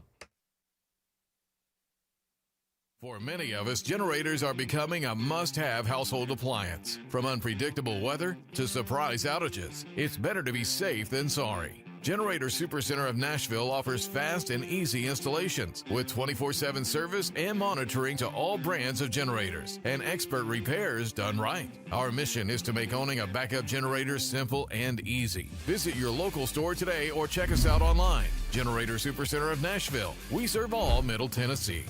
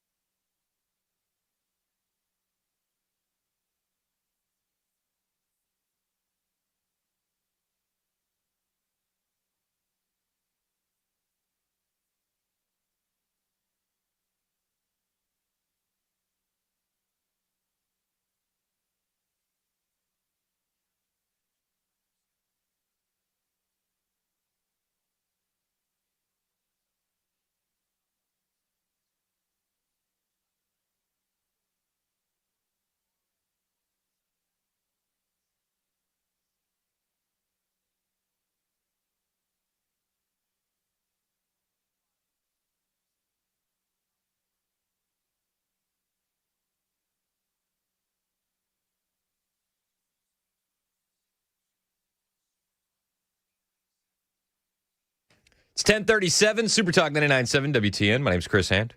Show's brought to you by Better Water LLC, water filtration systems, water softeners. You get those at betterwater.com. We've been having an in-depth discussion about the butthole of America. We have. Oh, yeah. Somebody said on the text line, Chicago's the butthole. New York, L.A., those are the pimply cheeks. You know, it's funny. On this election day in America, we've been focused on the East Coast. A little bit of Minneapolis, Somalia, depending on how you pronounce it. But really the focus has been on the East Coast. Virginia, New Jersey, New York. But there's an election happening in California as well today. The big redistricting vote. So, you know Joe Bob. He's been on the show a few times. Turning Point USA contributor. He hosts Turning Point Tonight on Real America's Voice. He posted a tweet last night. He said, text your friends and tell them to vote no on Prop 50 because we can't let Trump get away with it. And he said, don't worry. Liberals tend not to read into things, so they won't know that you're giving them bad advice. Prop 50 is going to redistrict California, and it's probably going to pass because California. It's insane. We need to go all in. We have a window of opportunity here as conservatives to make sure that Democrats never regain power again. And you can watch these Democrats. You call them Democrats. Others will call them socialists and communists. But you can watch them. Watch them in action. They're not going to give up. They're not going to slow down. If they ever regain power, they're going to do everything in their power to keep power. It's what they do. We're seeing in California right now. Ahead of the California redistricting vote, soon to retire Nancy Pelosi was there stumping for her nephew. Yep. That's her nephew, Gavin Newsom. You knew that, right? I did not know that. Calls her Aunt Nance. Hate that. I do too. Talk about a wine aunt. Yeah, I was going to say, you always got the one drunk. Oh, it's terrible. Will he be the drunk uncle for his family? The drunkle? No. The drunkle. The drunkle is usually more based. You know what I mean? Like he gets a few in him, and then he's like, I'm going to tell you what's really going on, kid. You know what I mean? Gavin Newsom doesn't seem like that. The birds, they're drones. The birds are drones, kid. Have you noticed a stunning lack of birds since the government's been shut down? Just saying. I have. It has nothing to do with the seasons changing. The government's shut down. Dude, people are trying to tell me that it's because of the seasons changing. Liars. They should listen to the Chris Ann Show. They should. They'd learn. They're going to learn today. Anyway, Nancy Pelosi is out there stumping ahead of the California redistricting vote with Gavin Newsom by her side. And she's got, she says Newsom, he's got a plan. He has a vision. It's clear that this governor has a vision for our country. He has knowledge of our country and our state. The state of California, the fourth largest economy in the world. Gavin manages that way, with great dignity. Great dignity. If you're not watching on Super Talk TV, you're missing some of the idiosyncrasies in the video. Like how Gavin has just this blank stare. Like he is staring off into space. A lot of people have accused Gavin Newsom of being on cocaine. This is one of those instances where he needs a bump or something. Yeah, I was going to say he's giving the Bidens a run for their money. He's getting the long stare that Joe normally gives, but the energy that Hunter normally gives. It's a 1,000-yard stare from Gavin Newsom standing behind Nancy Pelosi. He has a vision.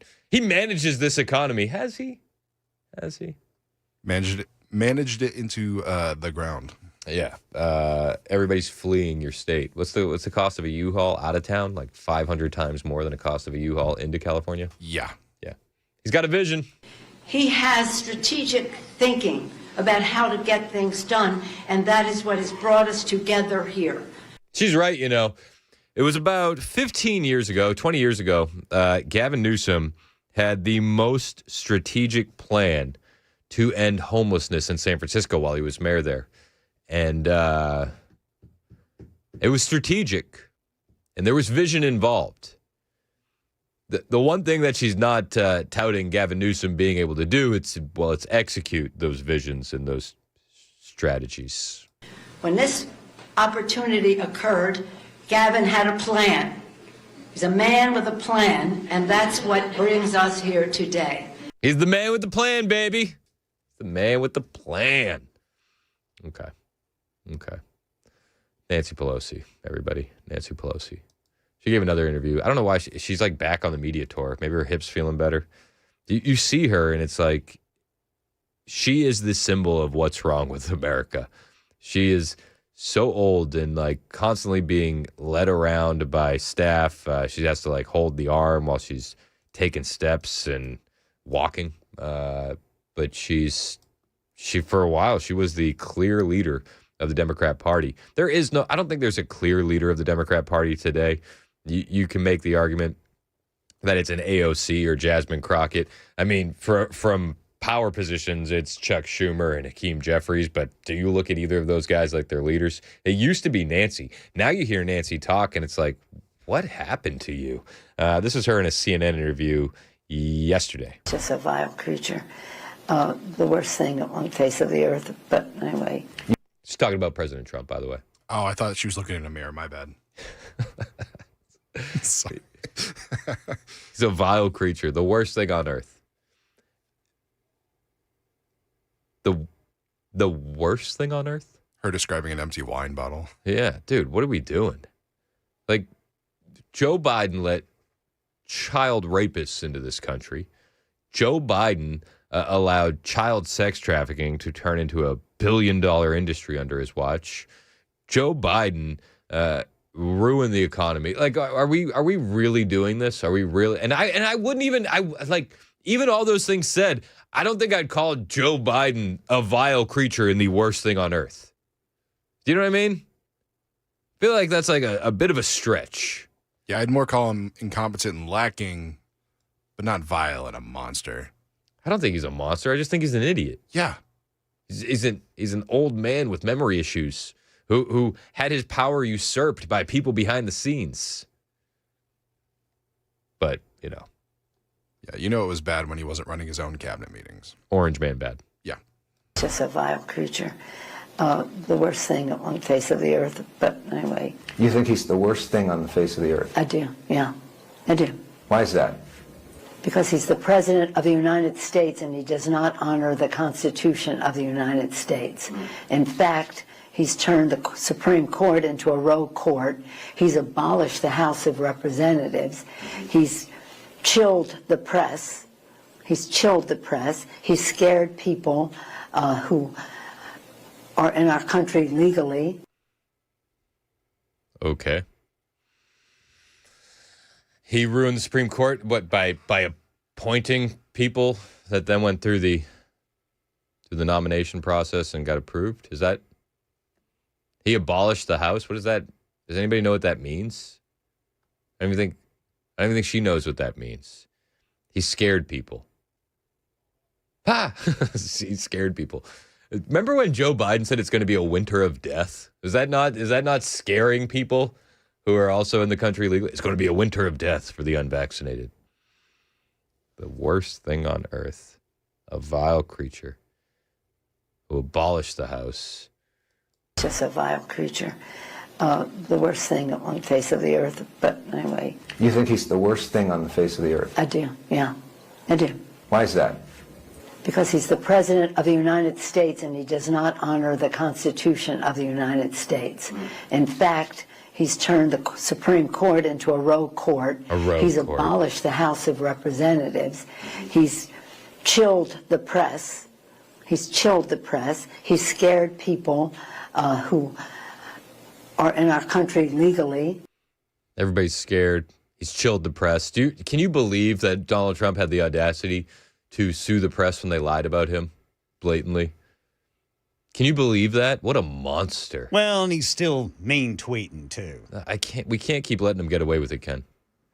He's a vile monster. If he would just stop mean tweeting. I voted for the mean tweets. I know you did, brother. This is what I signed up for. You're there for it, man. This is what This is what I'm here for. The country's an absolute mess. It's election day in America. We're going to be voting in radical Islamists and communists and socialists. And I do believe that the only race that we have a chance of winning was Jack Ciattarelli in New Jersey for governor. Yet now we have all those bomb threats. And just coincidentally, Republican areas. Total coincidence. And if you think anything else of it, you're a conspiracy theorist. Make no mistake about it. Poly market odds have a lot of these wacko leftists winning. There's no real poly market odds that make you feel good if you believe in the betting. I tend to believe in the betting more than I believe in the polling. If you're willing to put money behind it, it's a little bit different than if you're just a faceless, nameless entity that's answering a question on the side of the street or on your phone. I think that's different. We're also in day 35 of the government shutdown. That still continues. Senator John Kennedy was talking about the polling of Chuck Schumer in light of this government shutdown. And he said he's polling right up there with what? If you get mad, I can't help it. I have the right to remain silent, but God did not give me the ability. and some people are going to like it and some don't. But that's what the American people expect from their politicians today. And it's one of the reasons that Senator Schumer, who Ted and I both know, he's right now, he's got 30% approval rating. He's got a 60% disapproval rating. The other 10% won't pause their video game to answer the pollster's call. And Chuck is polling right up there with clubbing baby seals. Clubbing baby seals is actually pretty hot right now. There's a TikTok trend, and all the kids are doing it. It's a little dark, but it's better than the time they were eating Tide Pods and lighting themselves on fire. So. And Chuck is polling right up there with clubbing baby seals. But to be fair, he's still above chlamydia. He's still above. It's marginal. It's close. But I don't know about you. Might take my chances with chlamydia. Listen, here's something that the left is going to be mad about. They were trying to weaponize hunger. The Trump administration will dole out partial SNAP benefits amid the Democrat government shutdown. This is from Breitbart. The Trump administration is expected to dole out partial SNAP benefits as they were not given at the beginning of the month due to Democrats refusing to reopen the government more than a dozen times. Roughly 42 million food stamp recipients did not receive their benefits this month due to the ongoing government shutdown, the second longest in history, which we are now at 35 days. According to reports, and this is where it gets really good, okay? Because we have a big Supreme Court decision coming up on tariffs. That's this week, right? I believe it's this week. According to the reports, the Trump administration is planning to dole out partial benefits in the midst of the shutdown, and they're going to use tariff revenue to do it. Oh, I love that. The tariffs that weren't working, the tariffs that were going to cause rampant inflation, the tariffs that were such a bad idea, the tariffs that we're now fighting in court, those tariffs are going to be funding partially SNAP benefits. Can't wait for the left's mental gymnastics on that. 1051 Super Talk 99.7 WTN.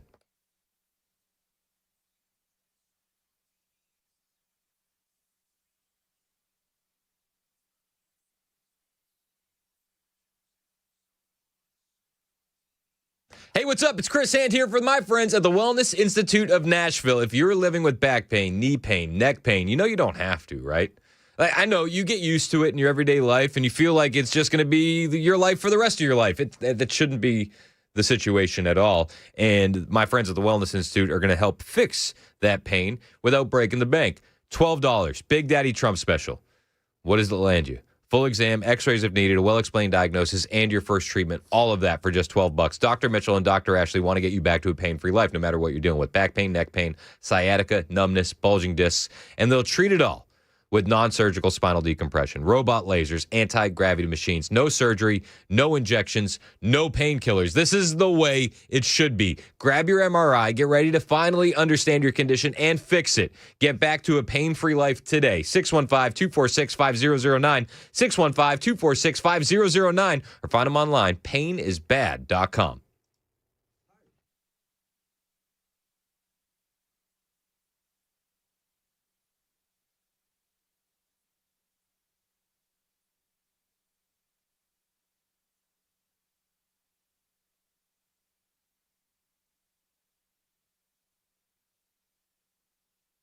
So Trump announced today he's federalizing D.C. police to put an end to violent crime in Washington, D.C. Naturally, leftists are losing their mind and completely unhinged. We believe there is a better way to protect us all. One that respects rights to build trust and keep our communities truly safe, and that is fascism-free. Free of what? That is fascism-free. Fascism-free? Fascism-free. Oh, okay, hang on one second. Hey, Brooks, come here. F-A-S-C-I-S-M. Fascism? Correct, fascism. I didn't mean to turn this into an ad for homeschooling versus public schooling, yet here we are. Maybe she should have proofread that.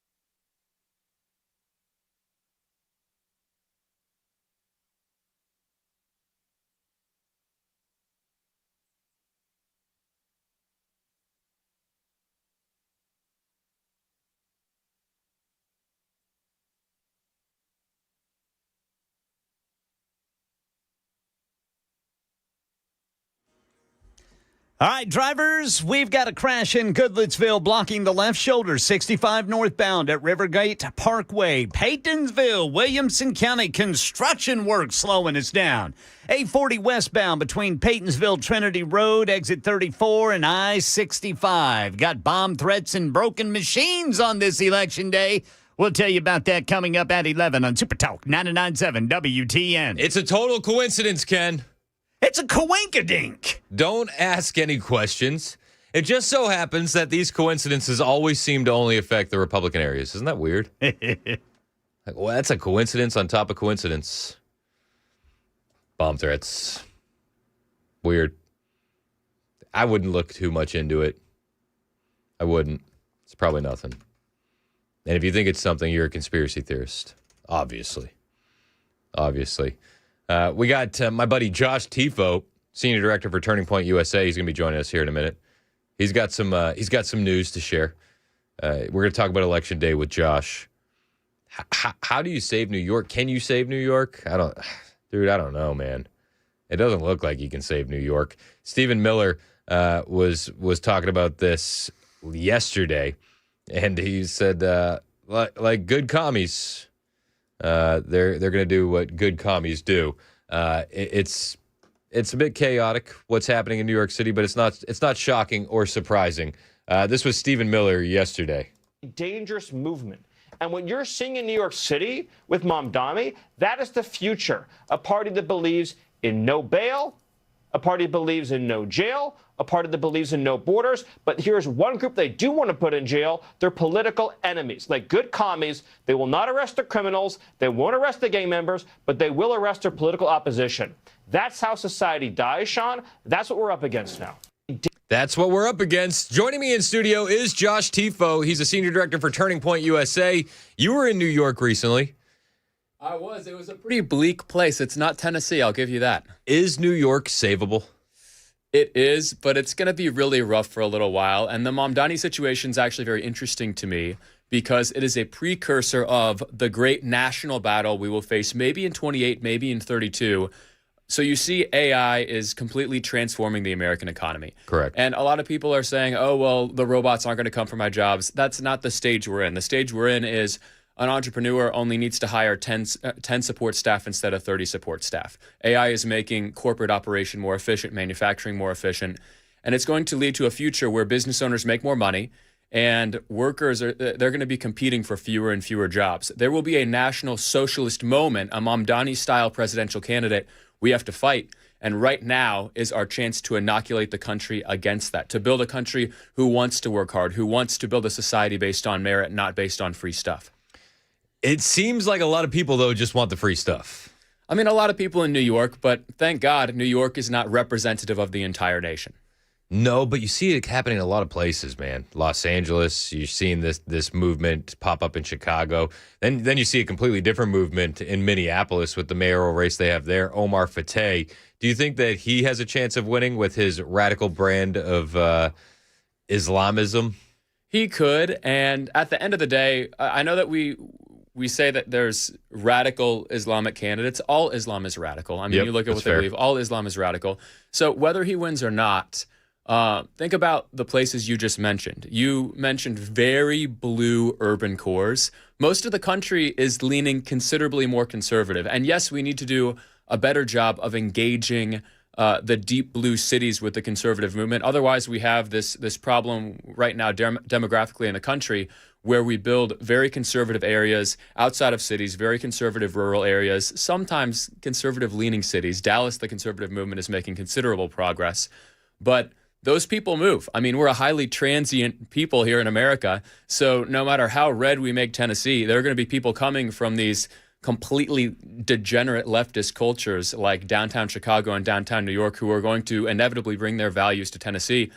Here's what we need to do. We need to think, what will it take to play offense in the darkest places in our country? And that's not just how the conservative movement should be thinking. That's how the church should be thinking. We should be trying to take ground where hell is ravaging culture, which you see in New York. I mean, New York, a lot of people who are struggling with mental illness, a lot of people who are struggling with addiction, a lot of people who have financial problems. There's a reason why Mamdani is most likely going to become mayor of New York. There are a lot of people who are letting darkness rule their lives. And if they're letting darkness rule their lives, they're going to vote for a candidate who will continue that culture in New York. No, you're absolutely right. Josh Tifo's in studio. He's going to be joining us next segment as well. This is 11 o'clock, Super Talk 99.7 WTN.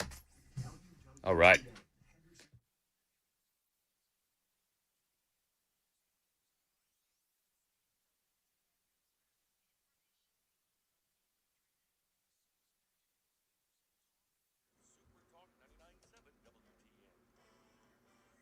I'm Ken Weaver with your top stories. Got the full forecast coming up in 5 minutes. Channel 4 says a police pursuit has ended in Hickman County, and it could be slowing some things down on I-40. That's where the chase ended, with the suspect taken into custody, so keep that in mind. Another day in our nation's capital, and the government shutdown is in its 35th day. Speaker Mike Johnson. The president is trying to get the government open again, and the Republicans have voted 14 times to do it, and the Democrats have voted 14 times not to do it. Why, Mr. Speaker? I have said here I do not expect that Chuck Schumer or Hakeem Jeffries will ever vote to reopen the government. I don't think that they're willing to face the wrath of the leftist base. Rachel Scott, what do you got? You have the Senate Majority Leader John Thune. He says that he's optimistic that there could be some talks that move us towards progress, towards ending this shutdown. But parties seem to still be split on this, and even Thune acknowledges that if there is not movement in the next day or two, that we could be in this for an even longer haul. New Jersey voters casting ballots in a tight race for governor, but there have been disruptions. Republican candidate Jack Ciattarelli voted early on Friday, but Election Day voters in some areas were disrupted by threats to polling locations in 7 counties. New Jersey's Attorney General said many of those sites already reopened, while some voters were sent to alternate locations. Democrat Mikey Sherrill voted in Montclair and said afterwards, I don't see any threat to voting, and I know New Jerseyans, so I know everybody's taking this really seriously, and I'll get out to vote. Brian Clark, ABC News. Former Vice President Dick Cheney, considered by many political observers to be one of the most influential vice presidents in history, has died. He was 84 years old. In a statement, his family says he died due to complications of pneumonia and cardiac and vascular disease. That's the latest news. Weather's next. I'm Ken Weaver, WTN News.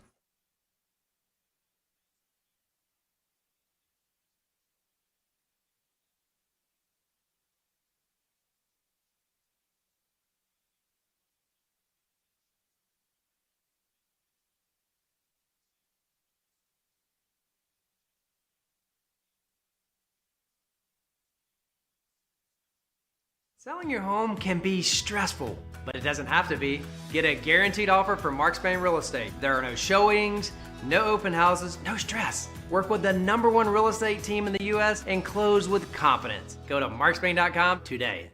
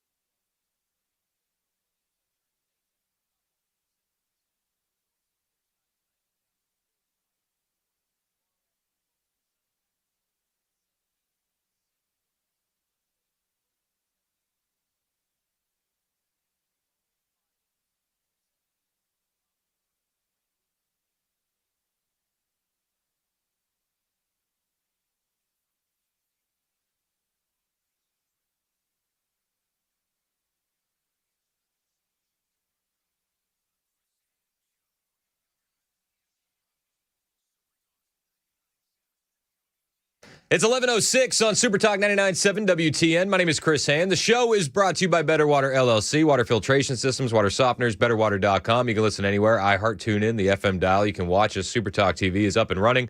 Facebook, YouTube, Twitter, Twitch, Rumble, anywhere that you can find us, there's a share button. Hit share, help us grow the digital footprint of the radio station. It helps a lot. It really does, and we appreciate you doing so. I'm joined in studio by Senior Director of Turning Point USA, Josh Tifo. We're making this a regular thing. Josh in here on Tuesdays. We call it Tifo Tuesday.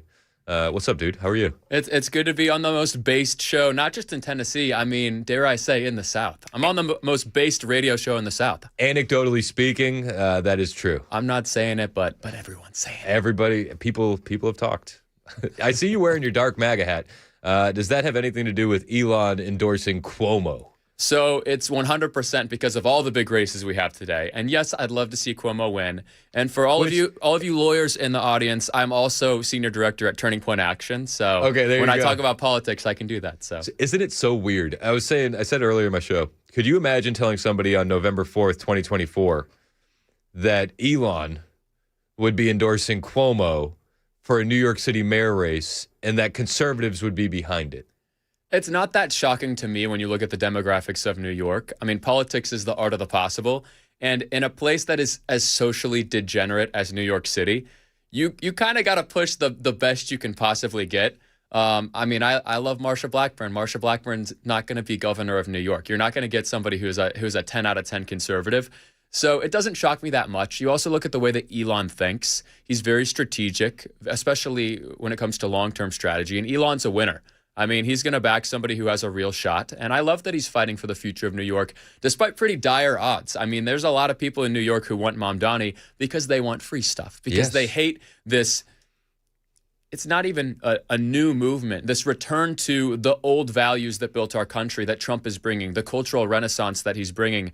They hate that. And most of the country loves it. And what's interesting is they're experiencing the safety and the prosperity that comes from the Trump movement, from that cultural renaissance, but they still hate it. And that's not a political issue as much as it's a spiritual issue. There are a lot of people in New York who hate the Bible, who hate our values, who hate the future for America that Trump and Vance are building. And Mamdani is a repudiation of that. They don't want to do well. They don't want to live God's way. And that's why Mamdani's the front runner for this mayoral race. Did you see the ballot that Elon tweeted out a little while ago? It's pretty nuts. Where you got the top 4 choices and Zohran Mamdani is 2 of them. How do you get on a ballot twice? Is this a New York City thing, or is this just the scam that is New York City? It's not the most ridiculous ballot that I've seen over the past couple of years. And the power that the local municipalities have to place people on ballots once or twice, or put the person they want at the top and then the person they don't want at the bottom. I mean, this is the type of stuff that we see all the time. Still, the most egregious acts that I've seen today is what's going on over in New Jersey. Yes. So Jack is a great guy. I know a lot of people who are close friends with him. And Jack Ciattarelli. He has a real chance of winning. He has forced the Democrat, Cheryl, to really run to the middle. And at least that puts her in a decent position. But Jack has a real shot of winning. And here's how you know Jack has a real shot of winning. There are multiple bomb threats at poll locations right now. And there are multiple poll locations that have been shut down. But I'm hearing that's just a total coincidence, that once again, the coincidences are only affecting conservatives in conservative areas. Well, that's just how it is. It's the luck of the draw. It makes me think of a story that I heard the day after the 2020 election. And this is how I knew that a lot of this election fraud stuff was real. And it was the lens through which I looked at everything past that day.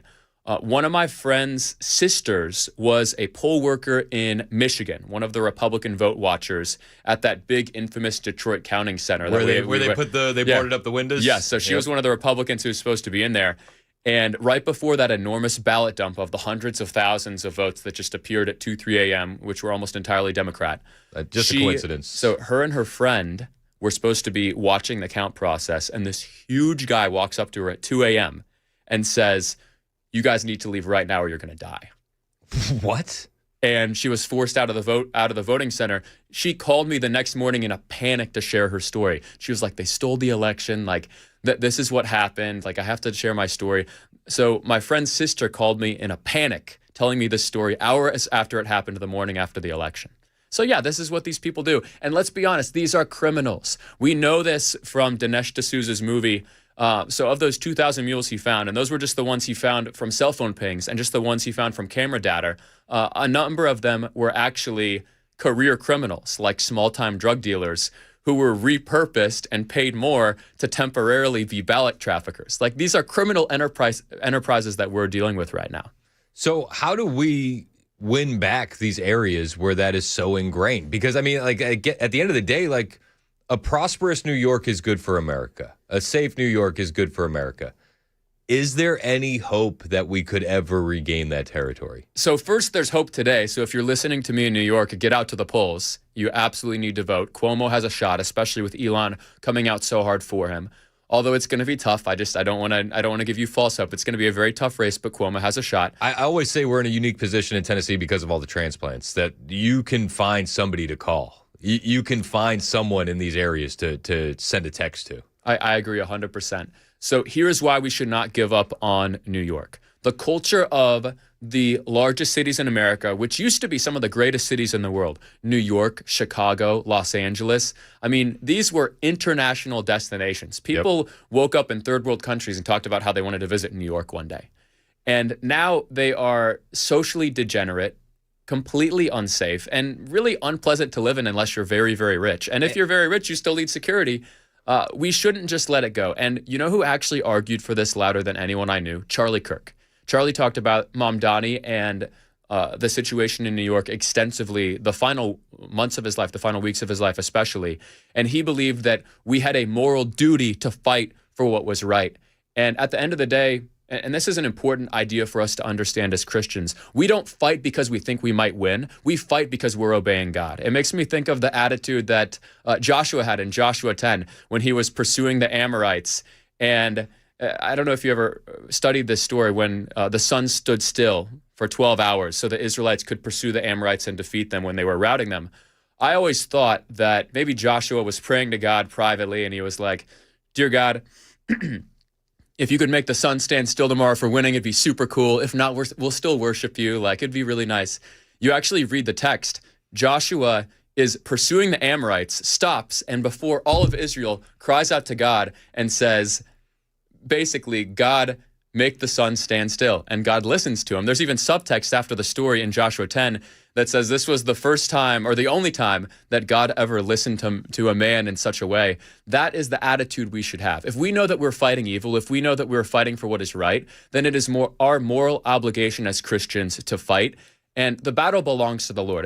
I take it back to the advice that Alan Jackson gave me a few days after Charlie died. I saw him and I had all these questions. I said, so all these people are interested in being Christians. What should Turning Point do? What should the church do? And he kind of calmed me down and he said, well, we persist and we obey, just like we did before all this happened. And the battle belongs to the Lord. The victory belongs to the Lord. The revival belongs to the Lord. And that is the attitude we have to have in situations like New York City. You can look at the odds and see, oh, Mamdani has that 92% chance of winning. I mean, we serve the God who made the walls of Jericho fall down with a shout, just so that here in 2025, we could look back and say, wow, look what God did, not look what Joshua and his super yoked army did. We serve a God who loves to shine in impossible situations when his people are faithful, when his people are ready to stand in the gap. Yeah, I hear you. And it kind of rings true to me with what we saw in the Biden years, because when Trump wins in 2024, it's a completely different victory than it would have been in 2020, because we got to see the destruction of the Democrat rule. Trump gets that mandate and he's able to do what he's doing now. Maybe that happens in New York. I would love to see that happen. And I want to dispel the theory that a lot of conservatives have that you need to let it crash all the way to the ground and then you can build it up. That's popular online. The burn it down boys are out. That does not work in politics, especially in the modern era. And here is my rock solid, irrefutable political proof: the Obama years.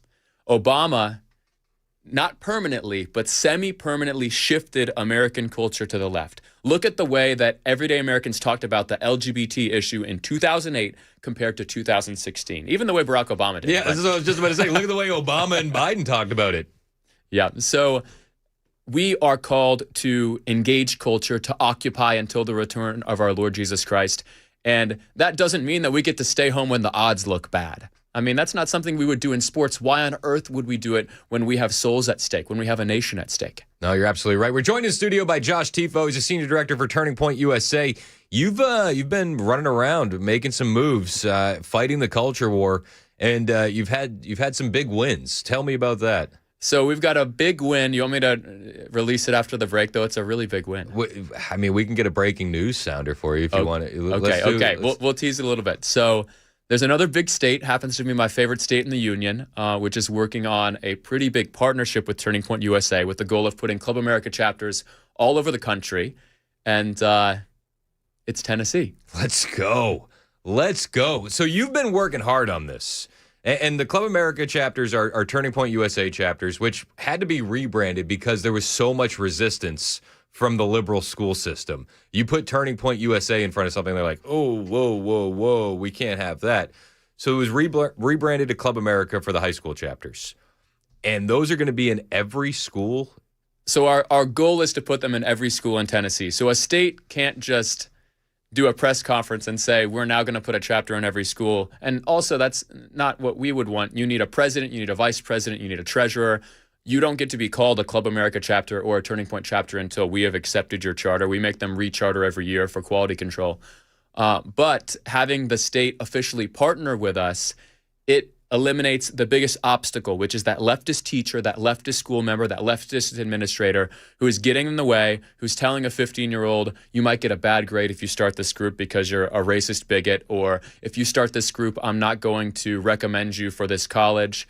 What we're doing is removing the biggest roadblock to a 15, 16, 17-year-old starting a Club America chapter, which is asserting that the state will legally come after any leftist who tries to suppress the First Amendment right of the student who wants to start a group. And that's bad when you do it to a 19, 20-year-old, but that's an adult. I get it. Like, you've picked your team and you're trying to keep conservative presence from building on your campus. I don't respect it, but I mean, at least you're dealing with an adult. You got to be pretty nefarious to do that to a 15-year-old. Imagine being the teacher who tells a 15-year-old, oh, you can't do this. You're not going to go to a good college. You're a Nazi if you start a Club America chapter. That's insane. It's really striking when you say we're removing the biggest roadblock, which is the teacher and the administrator who would stop this in a state like Tennessee.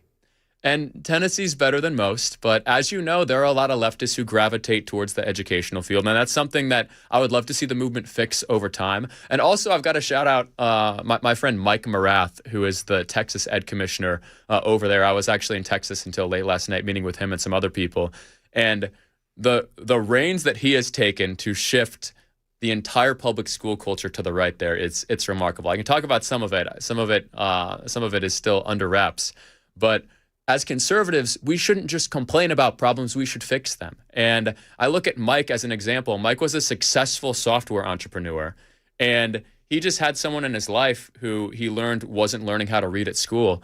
And he got so mad about it that he sold his software company and took over the entire Texas public education system. Let's go. That's the type of spirit that we need. Yes. That is the type of activity that we all need to take in response to what happened to Charlie. I mean, everybody's saying we are Charlie Kirk. What does that mean? I mean, that doesn't mean you wear a wristband. That doesn't mean you wear a T-shirt. That means that you look in the mirror and you ask yourself, what can I do for the kingdom of God? It means that you fall to your knees and you say, Lord Jesus, here I am, send me. Yep. What difficult thing do you want me to do today? What difficult change do you want my family to make so that I can bring souls into the kingdom with me? And that's the attitude shift that I've seen in my life and in my family over the past few months. I mean, after Charlie died, what just hit me was I in some areas of my life, I was doing a lot for the kingdom. And I love Turning Point, and I've been here for almost 11 years. But I wasn't 100% all in, sold out to make my life and my family about making God famous. And I loved my comfort. I loved that I was behind the scenes and that I never got death threats. And my friends would always tell me about how they needed security and they had death threats. And I felt sorry for them. And I'm like, oh, I'm thankful that's not my life. And God completely eliminated the value that I put on comfort. And the same for my wife. And we're just sold out now. Like, we don't care what happens. We just want to be used by God. And that is the posture that each Christian in the world needs to take right now. And sometimes it's going to be nice and easy and fun. That's life for a lot of people in America right now. We're in the golden age of America. That's not how it is for a lot of these Christians in Africa. And thank God they're standing up. Right. And they are going to be celebrated in heaven as martyrs, just like Charlie. Some of them are hanging out with Charlie right now, talking about what happened to them. And if we have that attitude, that to live is Christ and to die is gain, and no matter what happens to me, I'm going to live a life sold out for the cross of Jesus Christ, that's not just the radical obedience that God wants. That's not just what advances the kingdom of God. That also brings us the most joy. Yeah, let's talk about that a little bit more when we get back. We're in studio with Josh Tifo, Senior Director for Turning Point USA. An unlikely name entered the chat when it came to Nigeria yesterday, and I'd love to get your thoughts on Nicki Minaj. It's 11:21. This is Super Talk 99.7 WTN.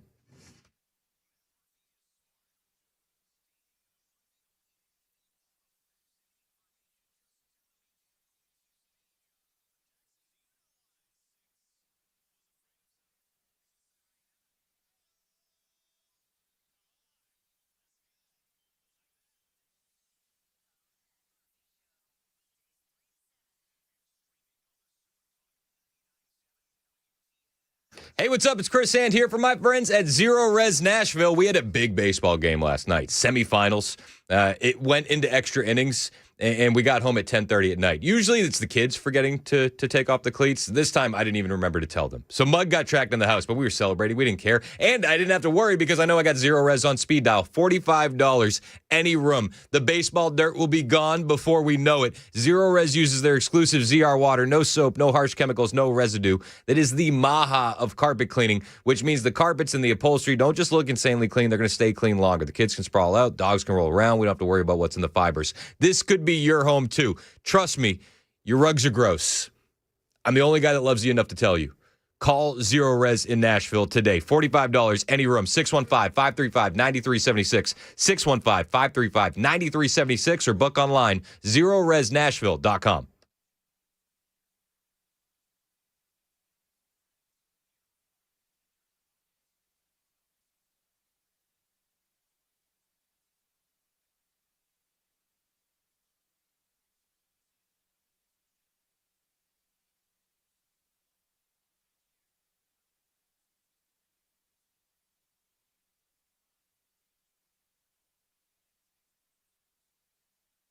We've just reached the 2-year mark of the Freddie O'Connell tenure as mayor of the city of Nashville, and one asks oneself, what has he done for this city? Now, look, I've had Freddie on this show, and do I need to tell you yet again that he seems like a nice enough guy? Do I need to? Oh, he seems like a nice enough guy. I'd like to sit down and have a beer with him. You know, my grandma seems like a nice enough lady, but she's dead. I don't want her to be the mayor of Nashville. Just because they're nice people doesn't mean that they're good leaders. Now, Freddie is set to be on this radio show in 3 weeks. November 7th, we have him slated, I think, in the 3 o'clock hour. I was talking to his guy, Alex Apple, about that just several days ago. And we will present all of this to him. Tell me what your accomplishments are as mayor of this city, besides raising taxes, because you've done that twice. Twice.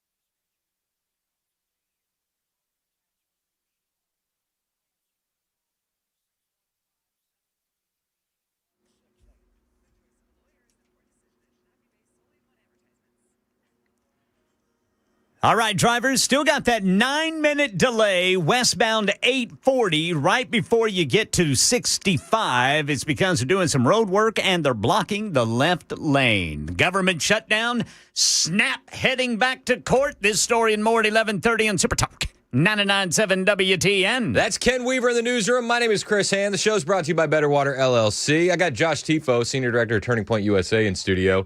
Big news coming out of Nigeria. The president's speaking up on it. And I don't think anybody was really shocked that the president would speak up on it. What was shocking to a lot of people was that Nicki Minaj entered the chat and thanked the president for what he's doing. And then she pushed back against her own fans. When you see that happening with an artist of her level and her caliber, what does that tell you about the shifting of the culture here in America? I mean, it's a sign that we are winning the American culture war, which was Charlie's dream. So Charlie was obsessed with this idea so much that for several years at Turning Point, he actually made all of us put on our email signature, everyone who worked at Turning Point, we play offense with a sense of urgency to win America's culture war. And we're like, that's really long. And he's like, put it on all of your email signatures. He was obsessed with creating these cultural moments. Yep. So does this mean that we're winning, or does this mean that the battle is only beginning? It means both. So we are winning, but this is going to be a battle that we fight for a very, very long time. And a lot of people, they give me this positive message of hope, and they cite things like Bible sales, and that's amazing. Like, we are seeing the beginnings of a revival, the increase in popularity of Christian music over the past couple of years. That's great. When I see songs about Jesus on the Apple Music Top 100, even just like a few of them, I'll believe it then. Forrest Frank has had a few big Billboard hits, and by the way, he's one of my favorite artists, big Forrest Frank fan. But when most people want to consume entertainment that is not completely morally degenerate, then I'll believe that we're winning the culture war. We're just beginning to win the culture war. And the Nicki Minaj thing, like, that's really a softball issue. The president saying you shouldn't kill people because of their religion. I mean, if you can't applaud that, like, you're in a pretty dark place. And there are many people in a dark place that are pushing back on Nicki Minaj for applauding that, which is wild. How does the average American help in this situation? How does the average Christian bring about change in areas of the world like that? Can we? How do we affect this? So the one thing that would completely change American culture overnight is if every single Christian in the United States of America publicly, unashamedly talked about their faith with their family, at school, on their sports teams, at work. It would change everything. There are a lot of people who segment their faith as this private thing. Like, I spend time with God and I go to church on Sunday, but I don't post about it that much. I mean, I want to reach the lost. Like, I can't just talk about Jesus all the time. I mean, I got to fit in. And that idea is actually the exact opposite of what Jesus wanted. It's the exact opposite of what we would do to successfully engage culture. If every Christian was outspoken in the sphere God has put them in, however small or however big it is, American culture would change overnight. There are so many Christians in this country, and most of us are not vocal about our faith because we love comfort. And it's uncomfortable to talk with someone who disagrees with you about Jesus when you're getting a haircut, or when you're at school, or even in a power dynamic situation like with your boss or with someone who works for you. And at the end of the day, we either have that to live as Christ and to die as gain attitude in everything that we do, or we are not giving Jesus total lordship over our lives. And not only does that mean we're not obeying God and not being used maximally for the kingdom, it also means we're giving up a lot of joy, because there's a lot of joy that comes from following God. There's a lot of joy that comes from the way that he has designed our marriages and our families and our careers to look. And we're giving up the best life we could be living when we're not living sold out for Jesus Christ. Amen. Josh Tifo's in studio, Senior Director for Turning Point USA. A lot of truth, a lot of wisdom in the words that he's speaking. We'll talk next about going on offense and what that looks like in America. It's 11:30, Super Talk 99.7 WTN.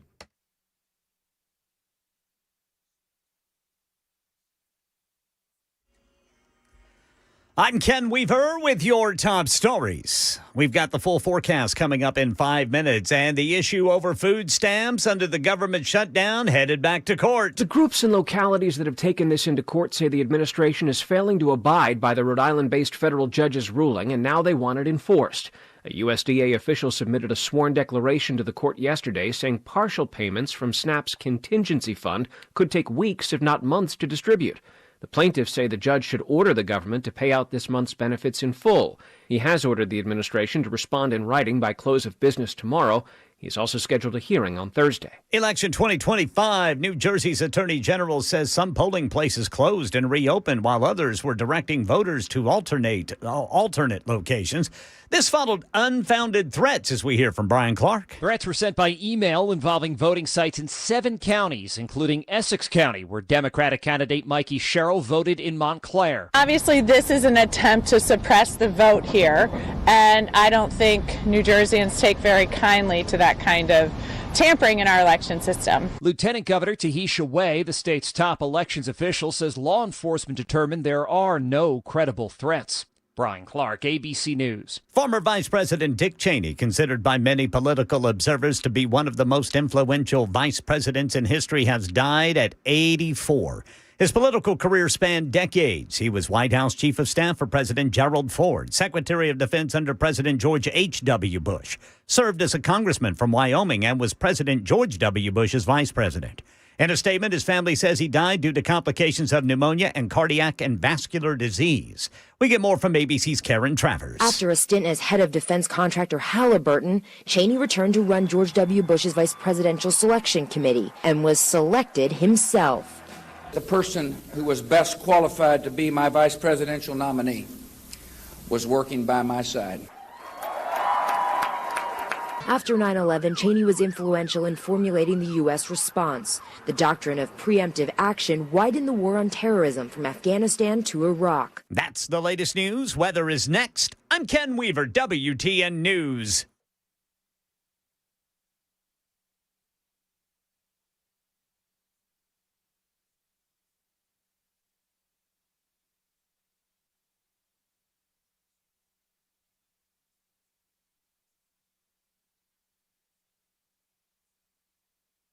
Hey, what's up? It's Chris Hand here telling you about something special coming to Nashville Friday night, the All-Pro Dad Experience at Nissan Stadium. This is Friday, November 7th. All-Pro Dad is this really cool organization that have been helping dads lead and love their family for well over 30 years. And we always talk about we need to be better dads. We need to raise better kids. This organization has been doing that for decades, and I'm excited to partner with them. Founded by Coach Tony Dungy, Mark Merrill, their mission is just that, equipping men for the most important job of all, being a dad. It's a big deal.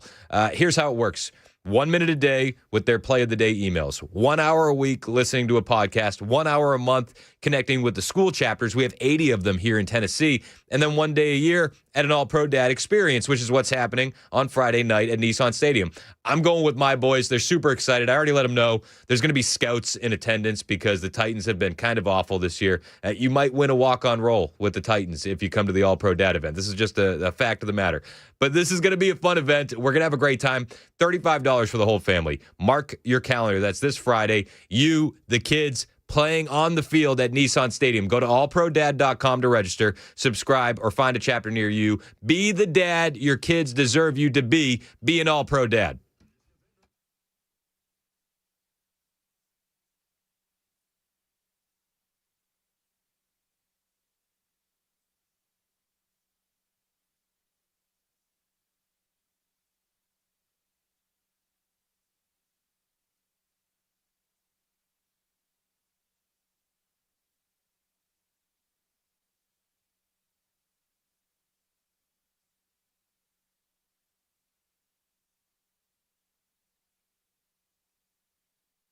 This is where he talks about you.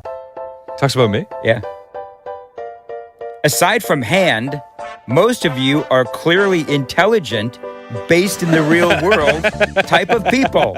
He seems to be longing for a handmaiden type society. I predict he will be an extreme short timer. Weird. What are you at now? A couple years? Yeah. Again, didn't age well. I love how he said, you guys are smart aside from Hand. I know. That's my favorite part.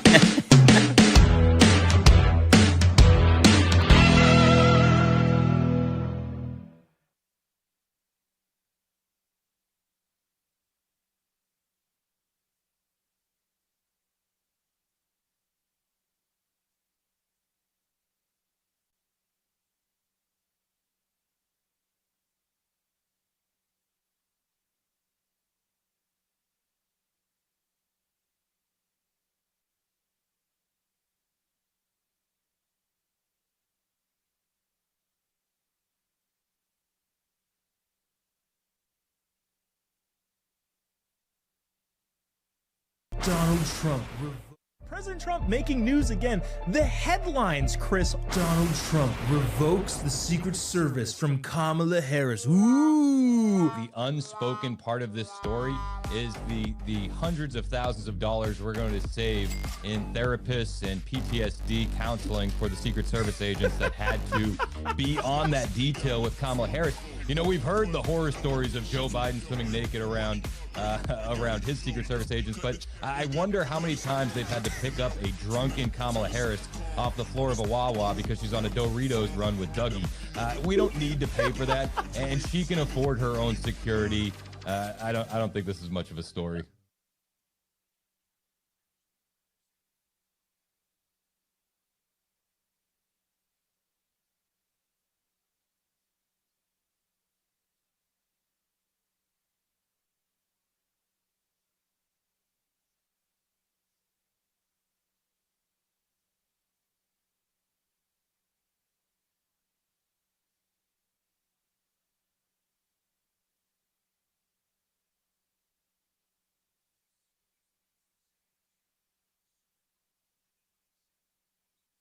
It's 11:38, Super Talk 99.7 WTN. Hey, how are you? I'm Chris Hand. Show's brought to you by Better Water LLC, water filtration systems, water softeners, betterwater.com.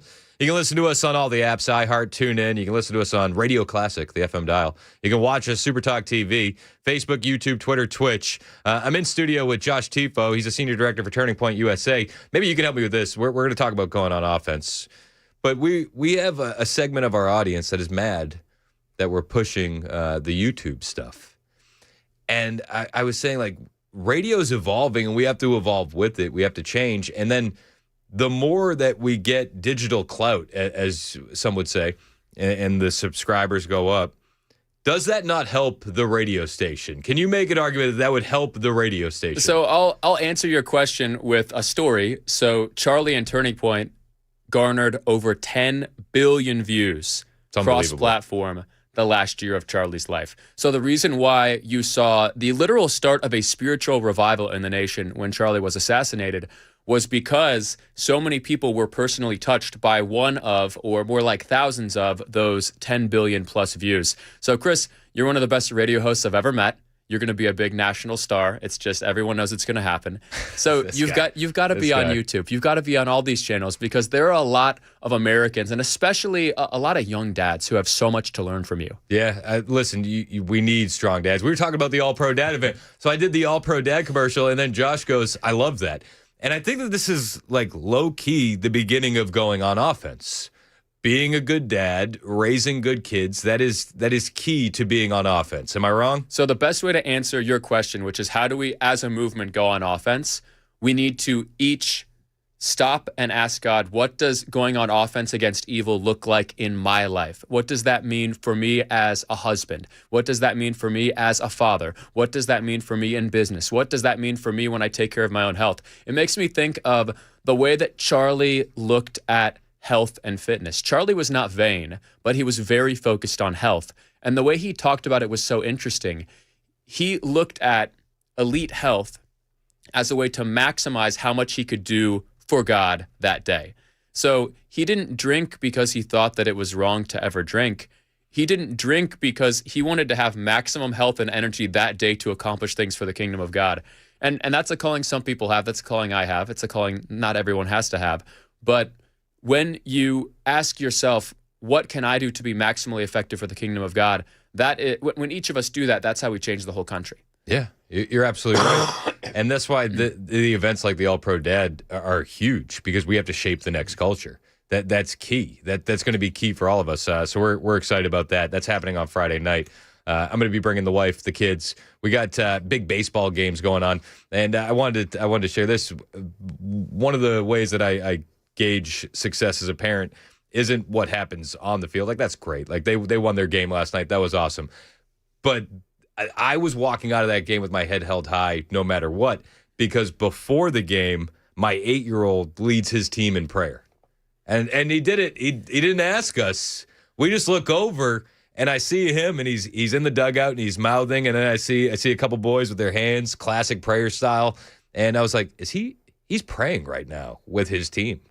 And I was like, heck yeah, huge win.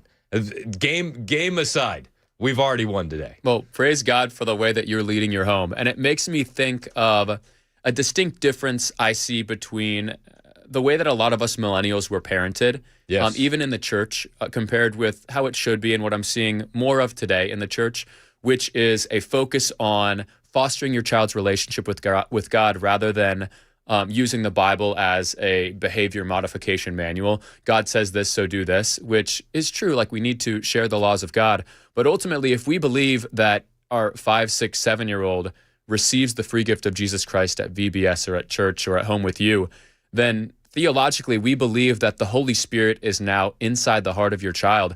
The number one way that you can help them follow God, the number one way that you can help them shun evil and say no to temptation is actually to foster that relationship that they have with God. If we really believe that the Holy Spirit is possessing their heart, we don't need to look at the Bible like a behavior modification manual. We need to foster a love for the things of God in our kids.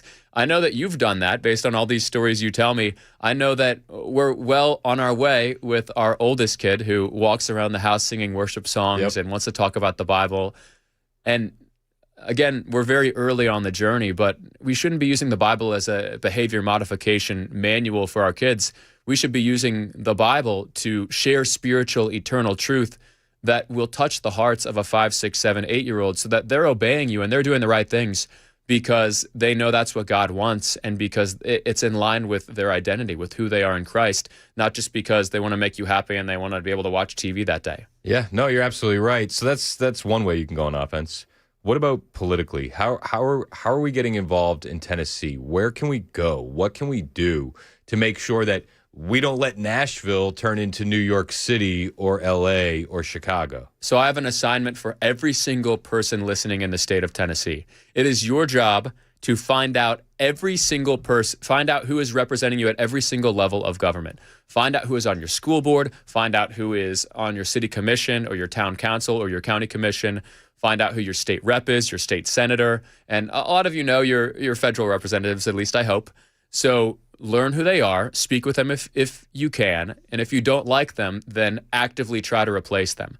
The number one reason why, especially state Senate and U.S. House are sweet spots for corruption in the United States is because there is such low civic engagement from everyday Americans. So when you go below state Senate, you could have a situation like with State House or with County Commission where you have a super active grassroots campaign. You have an amazing candidate who knocks every door twice, and he actually does the clipboard and tennis shoes work to get to know enough people in his community to win, even if he's outspent 10-1.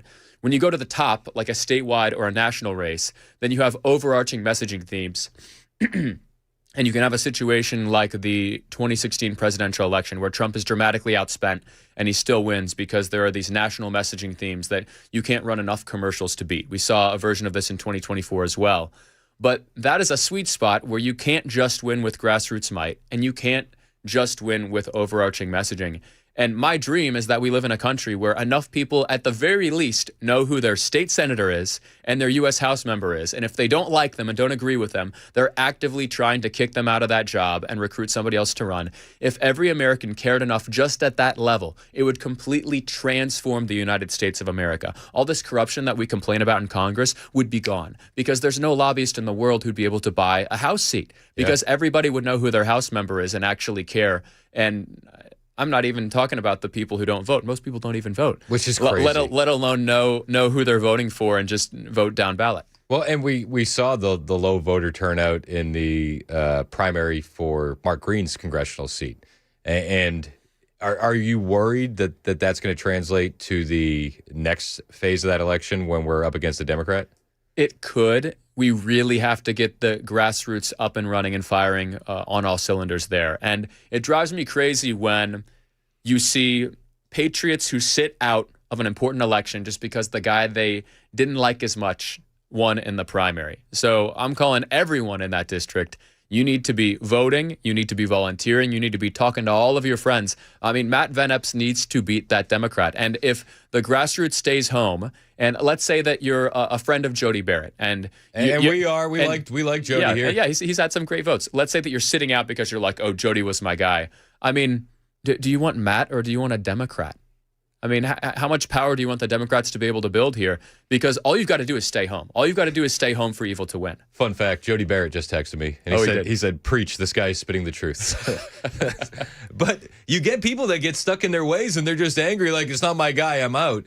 but the alternative could be so much worse. What a selfish way to look at politics. Right? Like, this isn't, it's not like you're making a decision about what team you're going to root for. Like, Tennessee lost. I don't know if they're going to make the playoffs. So I don't know if I'm going to watch football anymore. Like, it's not about you. It's about the civilization. Like, especially if you have kids and grandkids. How on earth are you sitting on the sideline when you have kids and grandkids? We're talking about the future of the state that they're going to live in, the future of the nation that we're going to live in.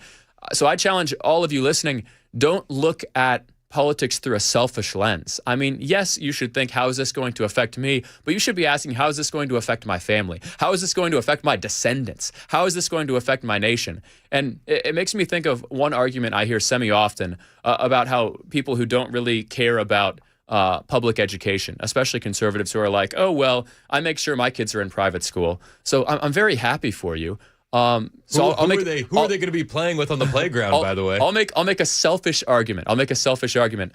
Your kids are going to be playing on the playground with the other kids. Like, the product of the public school system is going to be walking around you at the mall. They're going to be driving on the road. So let's say that you're a completely selfish actor. You should care a lot about conservatizing public education. Yes. I'm glad that your kid's at a nice private school. Like, thank God. I'm glad that your kid's homeschooled or whatever your situation may be.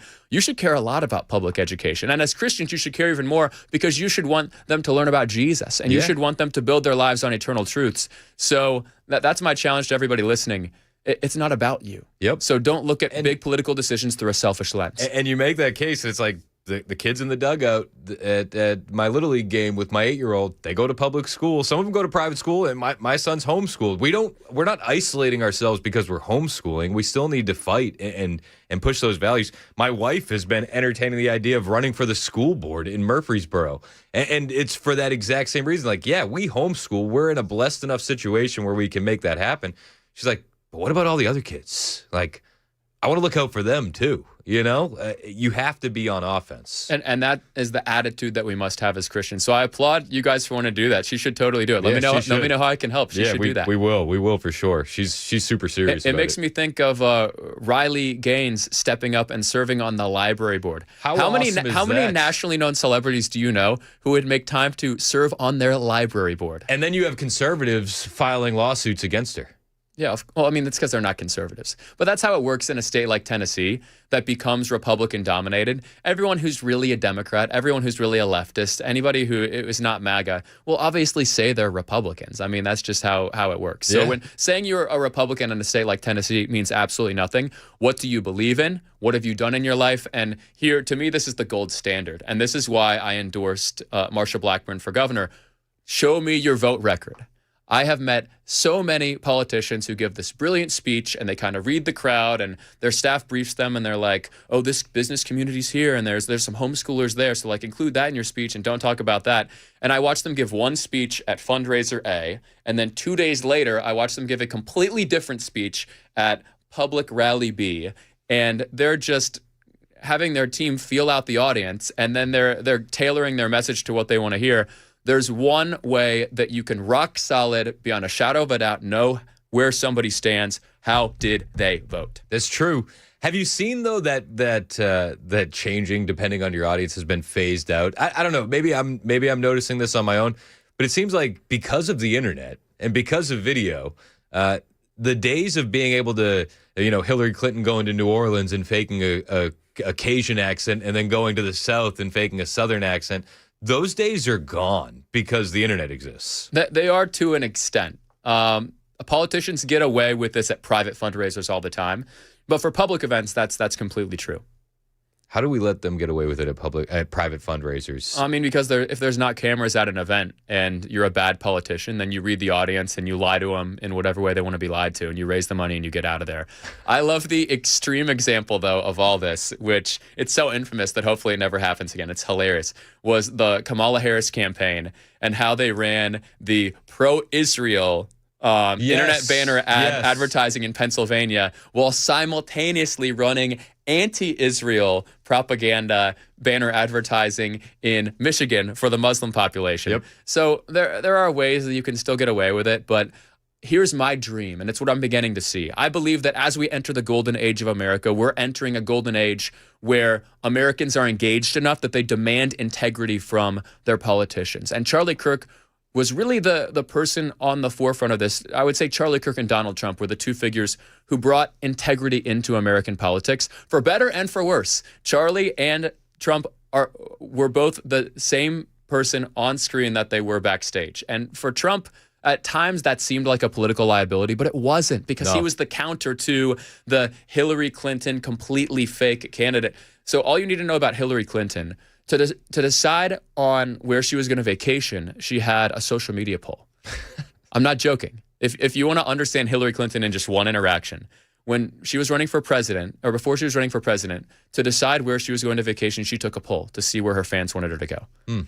So just completely astroturfed, completely fake. And then you had Donald Trump, who was just saying whatever he felt, whatever he believed, for better and for worse. And there were some times where he said some things I didn't like, but almost all the time, I mean, Trump's been a trailblazer. So Trump was really the primary figure who brought integrity back into American politics. And Charlie Kirk was the secondary figure, because Charlie said a lot of things that were very, very unpopular. May we not forget why he was dethrottled on social media, why he was kicked off Twitter. It's because he was speaking the truth on the trans issue a few years before it was cool. Wall Street Journal, I think it was last week, actually had an article about the social contagion theory of the trans ideology, talking about how maybe there's some validity to it because now fewer kids are identifying as trans in 2025. You're seeing the numbers go down because it's not cool to come out as trans anymore. It's cool to be conservative. And when Charlie talked about the social contagion theory, he would get blocked and muted, and they would write hit pieces about him. I remember. And another early pioneer on this was Riley Gaines. She deserves a lot of credit for this,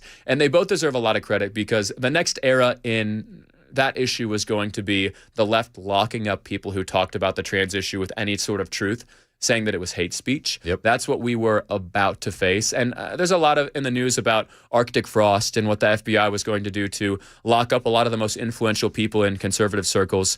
They were going to try to lock up Charlie. They were going to try to lock up Tyler Boyer, who, by the way, Tyler Boyer is the greatest political strategist alive now. Charlie and Tyler were 1-2 in my opinion. This is one of the dangers of going on offense, and you have to understand that. And that's something you need to understand, but not just understand, you need to embrace it. Because when they're attacking you this hard, you know that you're over the target. And I'll take it back to our situation today.